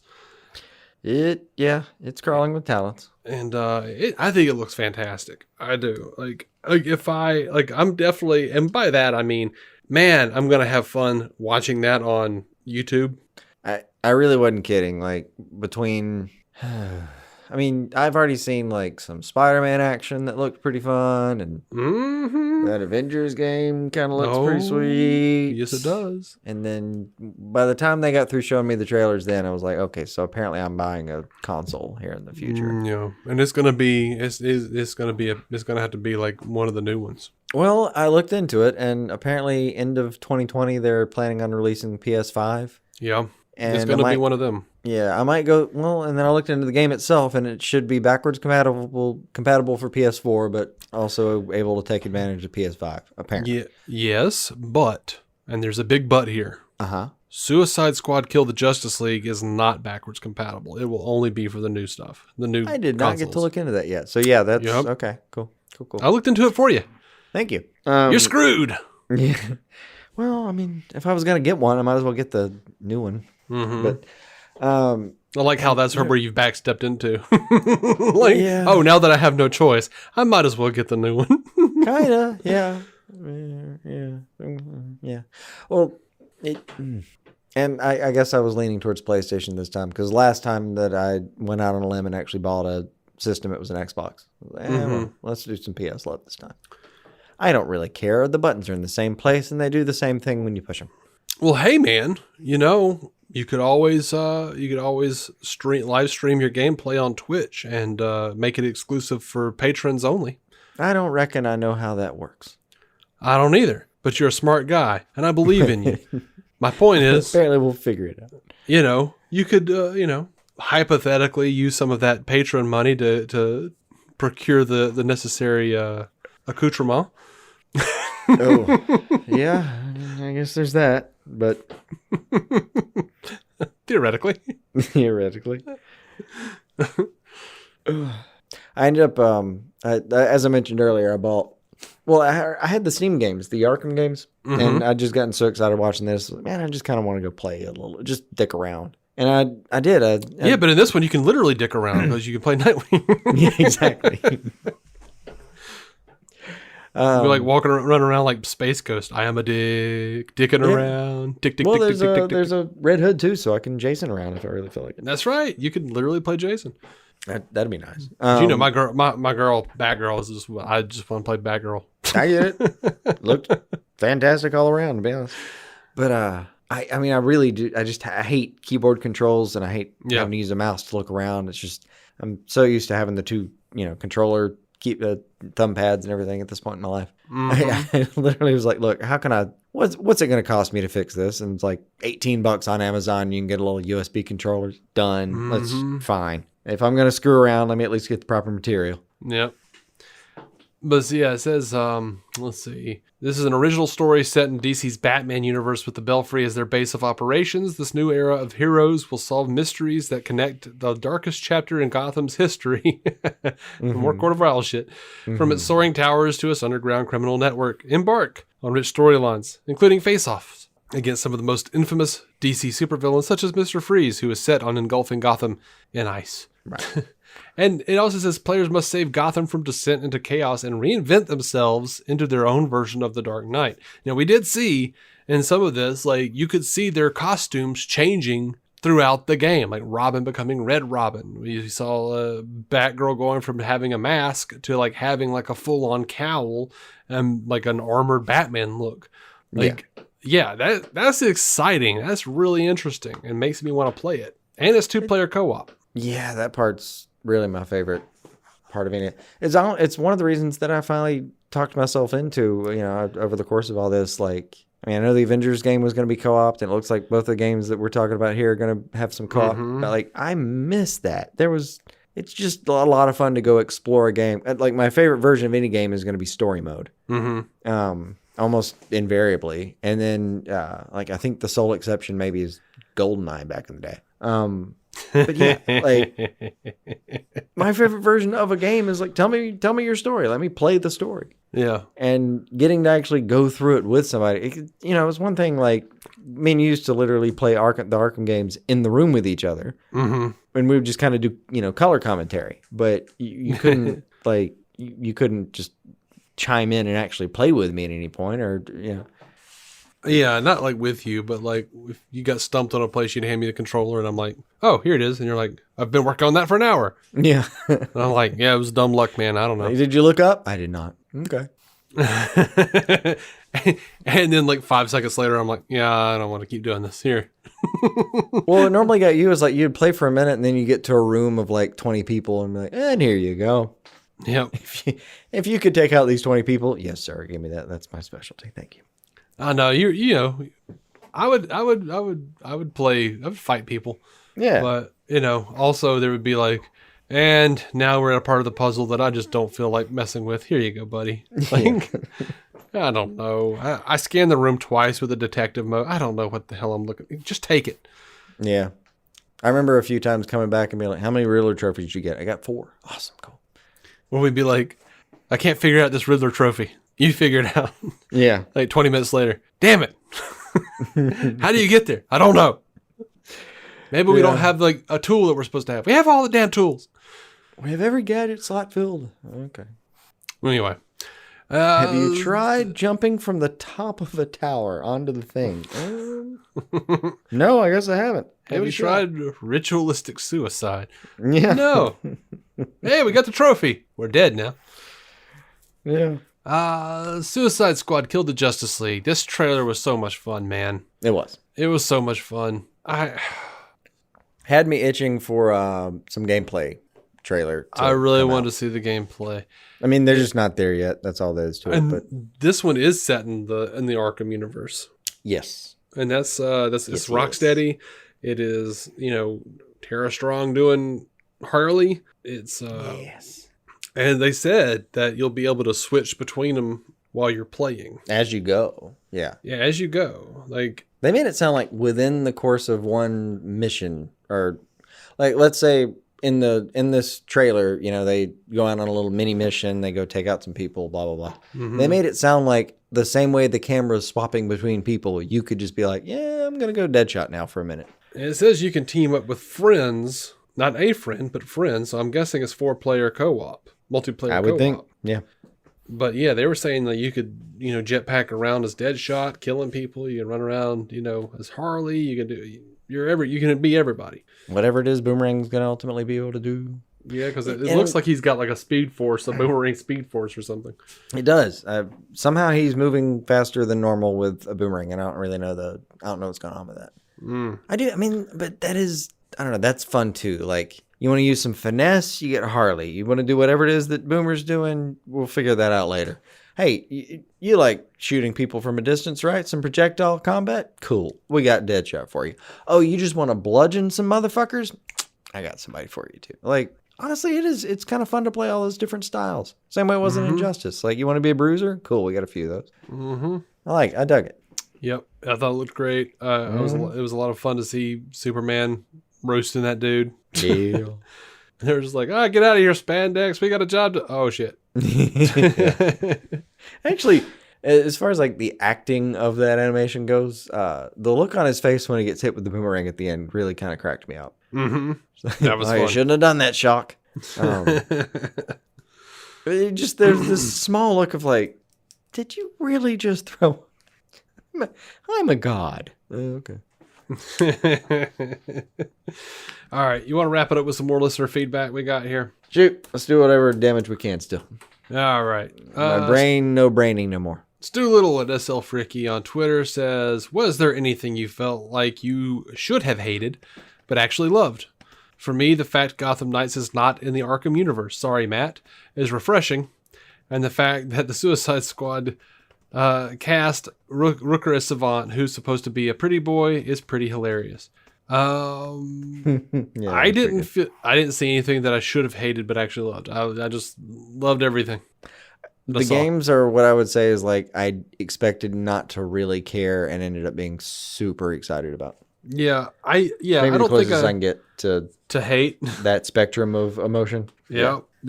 Call Me Sammy at Shaman Mondal 5. Call Me Sammy. Damn. You gave it your best shot. Has several things for us. Says one or three things. What was your favorite moment / panel?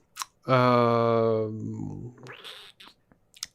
don't know. Just the Batman trailer, probably. The Batman trailer. My favorite panel was the Snyder Cut trailer. Yeah. Was the Snyder Cut panel, I should say. Single favorite moment of the entire thing might be when he announced the 4 hours. Okay. That was high on the list of, like, that was a lot of dopamine and serotonin got released. Because I was expecting a smaller, I don't know, I was told there's 4 fucking hours coming. I was very excited. But at that moment I had this little demon in my head that was like, Snyder said the assembly cut was almost 5. Yeah. Not even in his movies with all the reins in his control will everything actually get out of production. Some stuff does finally hit a floor. Like, whatever you want, man. Whatever you want. It's okay. God, we still have like an hour of deleted scenes even in the Snyder cut. What the hell? That's another thing to look forward to is you'll probably get a good chunk of that hour. Yeah, maybe. In physical form as a deleted scene eventually. Yeah.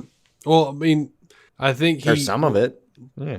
One of the things he was saying in that Real in Motion cast, though, was that Lex Luthor had more of an arc and they were building to something, and he doesn't know if that's going to be a reality now. So I'm sure a lot of Luthor's arc is going to be on the floor. Yeah. And also, he alluded to, part of it being the Deathstroke stuff. Like, he has no idea if that Ben Affleck movie that they were going to set up for Ben is going to happen. Right. So that's probably not going to be around. So there's that. Anyway. Yeah. Number 2, what's one criticism about the event? I thought a lot of the bullshit in between was stupid. Yeah. Like a lot of the Wallace and Gromit bullshit. I just didn't like. It's really just the Wallace and Gromit. Like the stuff where Conroy and McGinnis are talking. You know what I mean? Yeah. Anyway, that was fun. I liked that. I liked the that little MST3K inversion of that kind of stuff was fun. Honestly, the only thing that I was like, but leaning hard into the multiverse. Oh yeah, for sure. The only thing I didn't really care for, other than the one, I mean, I didn't. After I saw the first one, I just kind of started walking out of the room to go pee when I saw those come on. So I don't even see most of them. But the talking points in between were just like some of these people just awkward delivery, I guess, on some of the talking points. Like we're all here for it. You don't have to give me the fake pumped up talking points. Just show me the thing. Like, yeah. We don't need the bad segues and stuff. Right. Just do it. One of the problems that I had was, it felt like they were kind of like going out of the way to be like, here are announcers from around the world. And that's fine. I think that was intentional just because to me, it felt like those were going to be the people doing the translating into the various language. And on the one hand, I was happy that those people are actually kind of getting to actually have some lines and get some screen time. I was happy for them, but they just weren't delivered very well. They weren't delivered well. And I kind of felt like Tiffany Smith should have been doing all of it the whole time. Like, she's earned that spot, dude. Like, Tiffany Smith has been like the face of like DC news, like on the YouTube channels and then on DC Daily. When they were doing that on DC Universe, I just kind of, I wanted to see more of her. I thought she could have delivered it a lot better than a lot of those people, Probably. We only got Aisha as a bookend. I know. And that was like, I felt like Aisha and Tiffany should have just been doing the whole damn thing. Maybe. I mean, I really was happy for everybody to get in and get some time and I don't know. I'm happy for them, but just like we could have done another couple takes to get maybe a better run on that. I'm sorry. I know you said what's one criticism about the event, but there's that. Also, I'll go for a third. I did not enjoy any of those stupid panel games. I was just like, this is just taking my life away. What do you get to the things? I don't know. I was torn. Like, I probably would have enjoyed them a little bit more if it wasn't in the middle of an 8-hour event that is, people who work in an office know this. Sitting for 8 hours is actually physically taxing. I know it sounds stupid, but it really does. Like, you're sore at the end of it. I don't know, man. As you're sitting there watching them play a trivia game or do the werewolf game or whatever it is, you're like, yeah, I mean, this is fun in a way. And on the other hand, I kind of want to get on to some stuff. Let's do the thing. But you don't want to leave because you're going to miss something. But yeah, you're going to miss something. If they say something, you might miss it. Yeah. And there was a lot of talking over that got a little hard to follow with some of the talking over. Yeah. It was a bit much. Yeah. I mean, it was not a perfect event, but yeah, I mean, yeah. Yeah. I feel like we're nitpicking. Yeah. Well, we were asked to. We were asked to nitpick, though. So. We were asked. Mm-hmm. Who are these people that want us to nitpick? He says 3, rank the trailers. For me, that's going to be the Batman. Zack Snyder's Justice League. Suicide Squad killed the Justice League. Actually, I think I've got the same 3 in that order. Batman Gotham Knights, Wonder Woman 1984, and Black Adam. I think I'm going to swap Black Adam and Gotham Knights in mine, but that's it. Okay. That's fair. I was a little iffy myself on those. I think that's, well, I mean, I say that. Throw Suicide Squad in, right... Oh, yeah, I forgot the Suicide Squad. Throw Suicide Squad. Let's call both of the things that we were shown one video, and I'm going to throw it right above Justice League kills Suicide Squad kills Justice League. Okay, yeah. Behind Snyder Cut. Yep. Okay, that's where I'll put mine too. The Suicide Squad sneak peek is going to go there. Yeah. Yeah. Yep. Yeah, that should pretty much do it. And then at the very bottom of any of that, the Flash thing, because it's just that wasn't enough footage to get really excited about yet. Mm-hmm. That's it. Nothing personal. I'm sure it'll be interesting when I finally get to see it. Yep. Me at Vonolhofen 1. Mm-hmm. I love that. I hope there's an exclamation and you're not having a stroke. No, there is. It's me! Exclamation point. Good. That's the guy's name. We've been recording for a while. I was just checking on your status. Let's see. They have a few questions for us. 1, can we all please stop worrying about the direction Matt Reeves is taking with the Batman? I think he more than delivered. Agreed. Yes, I was never worried about it. 130% agree with you. Like, if you... How was it put earlier? Optimistic and now enthusiastic kind of thing? Yep. Yeah. Surely this is proof of concept for anybody who is still even trying to hold back their enthusiasm. Yep. 2, thoughts on no updates about Henry Cavill and Superman? I honestly didn't even think about it until you just brought it up. I've seen a ton of stuff about... honestly, there's some people that are just genuinely mad that Superman didn't get his own panel, that Man of Steel 2 wasn't announced. People beating that had drum, it in their heads. Yeah, people had it in their heads that it was going to be announced. That was the thing. And then now there are people convinced that that part 2 of FanDome is going to have some announcements like that. I don't know, man. For my money, part 2 has already been recorded. And we're not going to get anything all that new. But it's 13. I mean, it's not 13. It's a month away. It's 3 weeks away. So, I mean, theoretically, they could drop some shit. It could. But I think if anything, the Affleck news, to me, proves that if it's going to be something as heavy as Henry Cavill actually showing up for some, substantial contractually signed screen time, I'm probably just going to get that as news. Mm-hmm. It may not stay. Well, that and on top of other things, it's supposed to be TV and comics that are getting their highlight. They're not going to drop Henry Cavill on the top of the TV and comics, I think. Unless, they did drop some TV stuff on this one, so they might. They did, but also they kind of used it as filler. Yeah, because there was a secret panel that got thrown out. Yeah. Whatever that was. So we got a truncated version of the Flash panel and stuff like that, I think. Mm-hmm. Long story short, no, I don't think that's happening. But yeah, I'm good. I don't know. I'm not necessarily over the moon about a Man of Steel 2 anyway. I just don't care. As long as Zack gets to tell his story, I don't need a standalone Superman story. You know what I mean? Look, I'll not right now. I don't. eat it up if you give it to me. Yeah, no. Like I love Cavill. I love Man of Steel. But I wasn't expecting it, honestly. And I do think if we get that news, it'll just be news. So.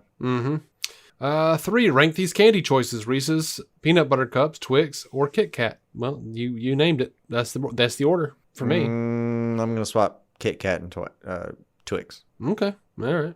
But it's like Reese's high one, and then you go substantially down, and then you talk about the other two. Yep. And even above that, you put Reese's peanut butter eggs. So yeah. And I'm gonna throw in like Three Musketeer and piss some people off hard. You're not gonna piss me off, but no. Hell, I'll eat a Zero bar if you actually can find one. I mean, they're good, but yeah. Number 4, he says Dr. Fate and Black Adam. Hell yeah, forsooth. Yeah. It was one of my favorite parts about that. Like I was super pumped about the Black Adam panel once he was done with it, and just again, I know I said it earlier, but Dr. Fate getting a big screen treatment that's great news to me.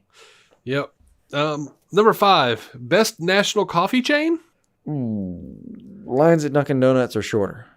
I don't drink coffee. I cannot have caffeine. I literally can't have caffeine. I mean, I can, but I don't drink coffee because it's so sugary.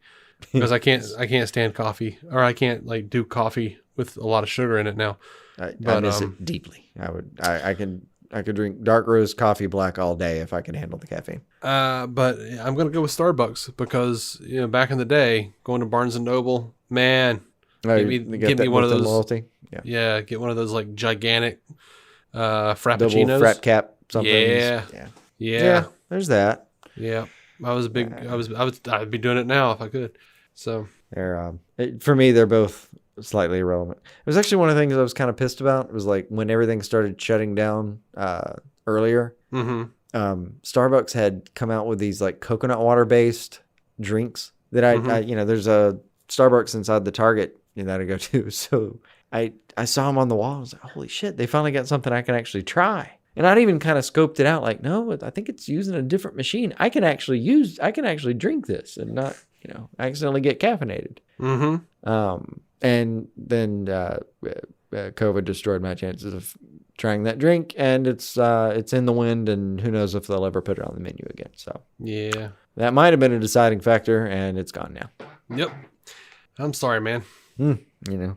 C'est la vie. His final question. What's one thing that you wish they would have covered? Oh, sorry. I skipped one. What was the biggest hell yeah moment for you during FanDome? The Batman trailer. Just going to say the whole Batman trailer. Number 7. What is one thing that you wish they would have covered / announced during FanDome? Ryan Reynolds in the Snyder cut. Yeah. An official would have been nice. Or Ben Affleck doing the Batman movie with Deathstroke. Sure, any of that. I also, again, would have taken a Man of Steel 2 happily. Sure, I would have too. Or, you remember that rumor that was going around that he was going to be used like the Hulk, like kind of tying some movies together, kind of playing mentor here and there? I would love that. No, like the same way Hulk appears in several movies, but he doesn't really get his own movie, but he appears in others, kind of thing. Well, I think they hinted at that a bit. There was a bit of a rumor going around that was the direction they may take it, and I was kind of on board with that one. I kind of like the idea that he'll show up in Shazam, mentor young dude, he'll show up in a Flash movie for whatever. We know that's kind of apparently the take that friggin' Keaton's Batman has taken, that he's doing like a Nick Fury type of thing, like pulling strings behind the scenes, the multiverse Batman. So yeah, I'm good with that. Yeah, I just like the idea that every once in a while it gets real hairy and you look over and like Superman's there, like, hey, what's up, man? Sounds great. Yeah, it's like, damn it, you fight your own guys and fight ours too. Da, da, da, I had a few minutes. See, that's one of the funny things. Like, people are always like, there were people who were bitching about like FanDome using the Christopher Reeve music, the John Williams theme. One, that's like the most iconic friggin' superhero theme ever, and nobody on the planet misunderstands that theme. Yeah, no one doesn't know what that is. Yeah. But the other thing what's funny to me is that like when I think of Superman, the first thing that comes to mind is dun dun dun dun dun dun dun dun dun dun dun dun dun dun dun, which is the old Fleischer. And like, so I'm just like, yeah, John Williams, whatever. Dun dun dun. Well, all right, I love them both. I love them both. Another thing that's cracked me up is for a panel or for 8 hours that did have a relatively low amount of Superman. It had a brief little passage from Henry Cavill, right, reading off a question, and then it had, you got an announcement of 4 hours worth of Justice League, which will invariably or inevitably have plenty of Superman in it. So I would argue that you got some Superman, but whatever. Short of, and it was actually, oh, you know what? That's actually a good point. Here's something I found a little cringy. Most of the music they used for the FanDome, pretty like garage bandy, kind of amateurish, like a little bit annoyed me.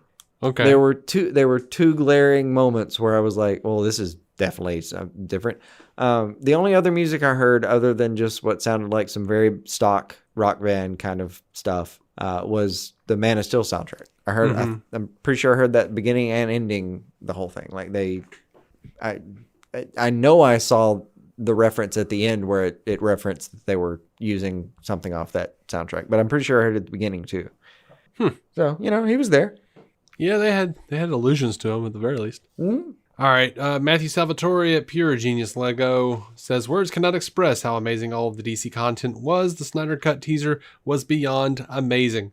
Loved the song. The Batman was epic and scary. Cheetah looks great. What was your favorite moment out of the entire FanDome? Mine was Zack's panel and trailer. Cheers, gentlemen. The Batman trailer. Mine's still learning that I had 4 hours of Justice League to look forward to. Yeah. David Wang for Muth 1991 says, did we or did we not hear a line from Andy Serkis's Alfred in the Batman teaser? The You're a Celebrity one.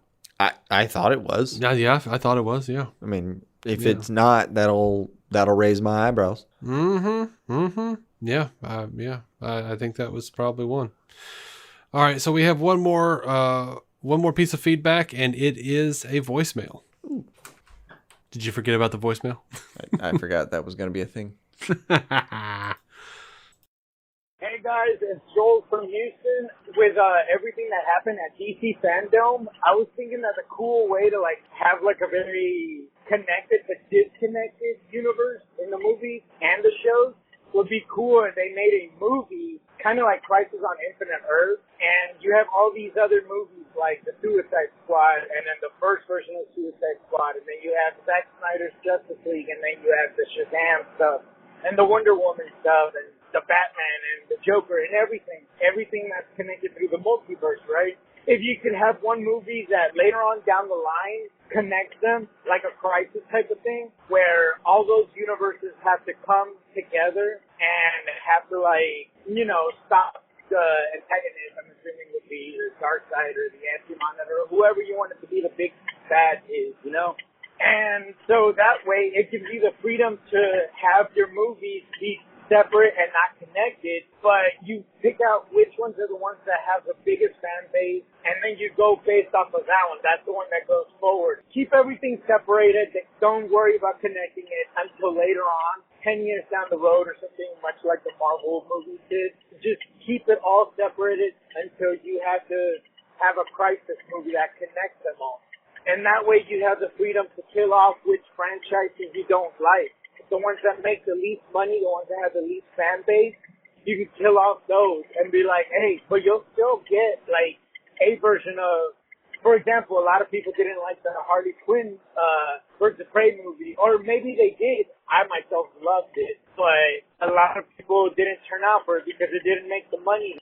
Yeah, just really excited to see what DC has coming down. I kind of want to see Captain Cold in the Flash movie. I know everyone wants to see Reverse Flash, but I want to see Captain Cold.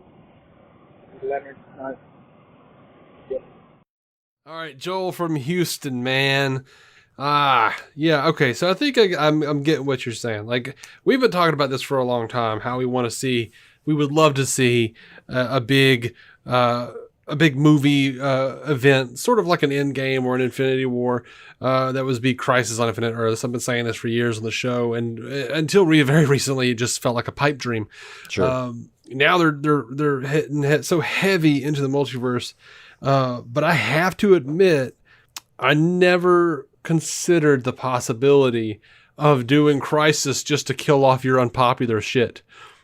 I mean, DC considered that possibility when they did Crisis. Yeah, but like in terms of like doing like just taking all your TV and movies and stuff and being like this one's popular, this version is not, this version is and just being like, all right, well, Jared Leto Joker, you're out, Margot Robbie, you're in, Birds of Prey, you're dead, like or whatever it is. Like I don't know. Like I think there would be like it would be what would be fun. Is if like they did like secret polling, sort of like Jason Todd, like if they like built a Crisis, like a build up to Crisis, and then they were like, okay, now you guys can like take any of these surveys that we have on social media and you vote for the people who are going to die.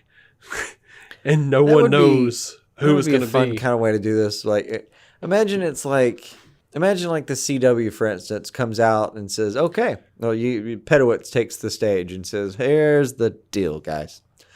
I know we have like 30 shows on right now, just DC. We can afford 3 going forward.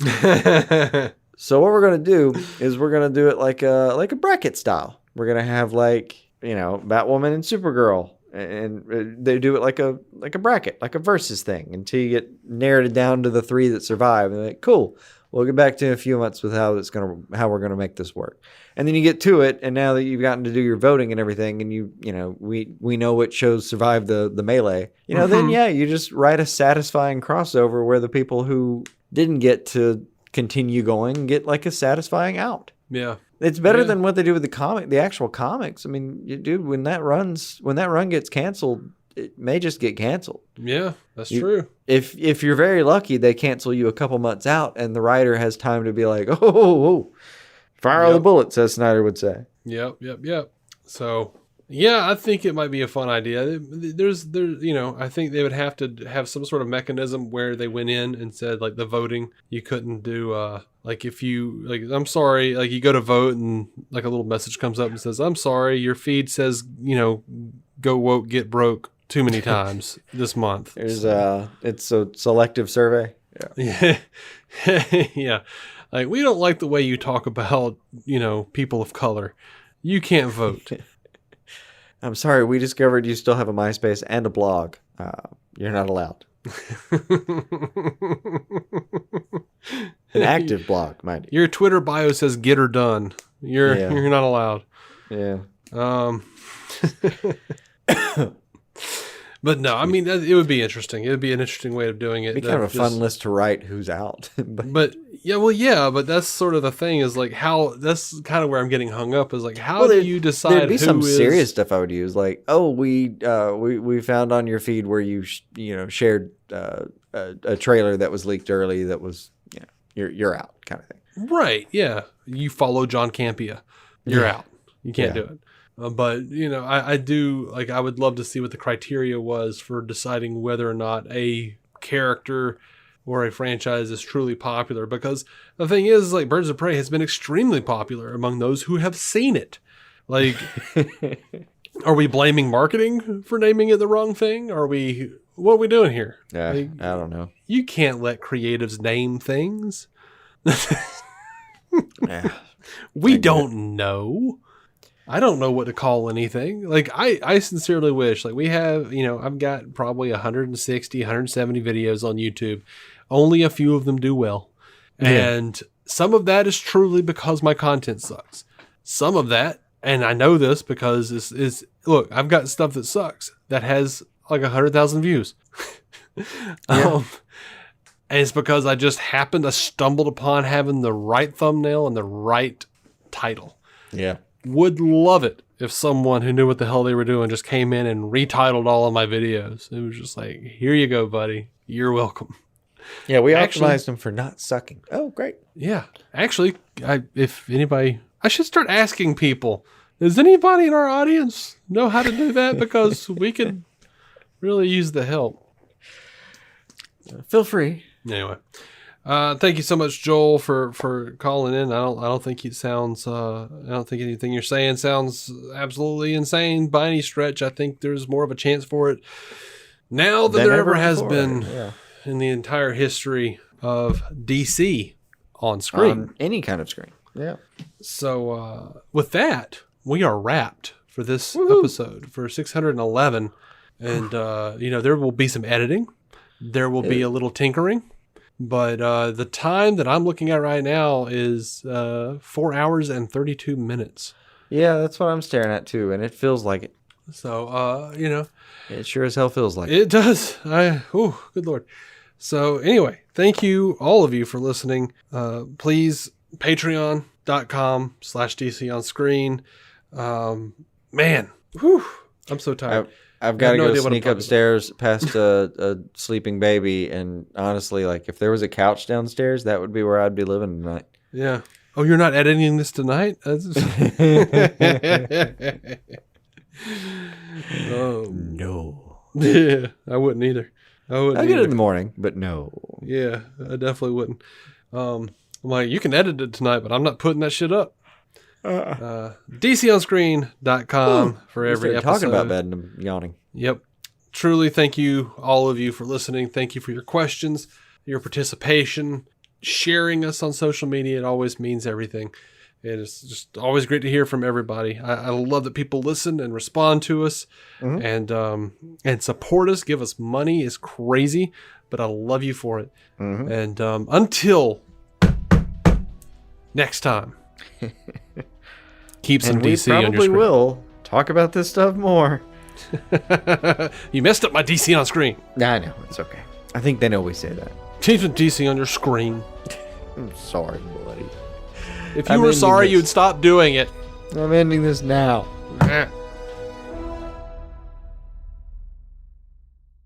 Our intro music is by Jason Goss and Michael Shackelford. Michael's band, Galactic Engineers of Magnetic Sounds, or GEMS, can be found on SoundCloud and Bandcamp. Visit DCOnscreen.com to find our Patreon, merch, contact information, and every episode of the show for free, including crossovers we've done with other podcasts. DC On Screen is a maladjusted production. For more from me and Jason, including sketch comedy, vlogs, parodies, and our improvised web series Hey Guy, visit maladjusted.tv.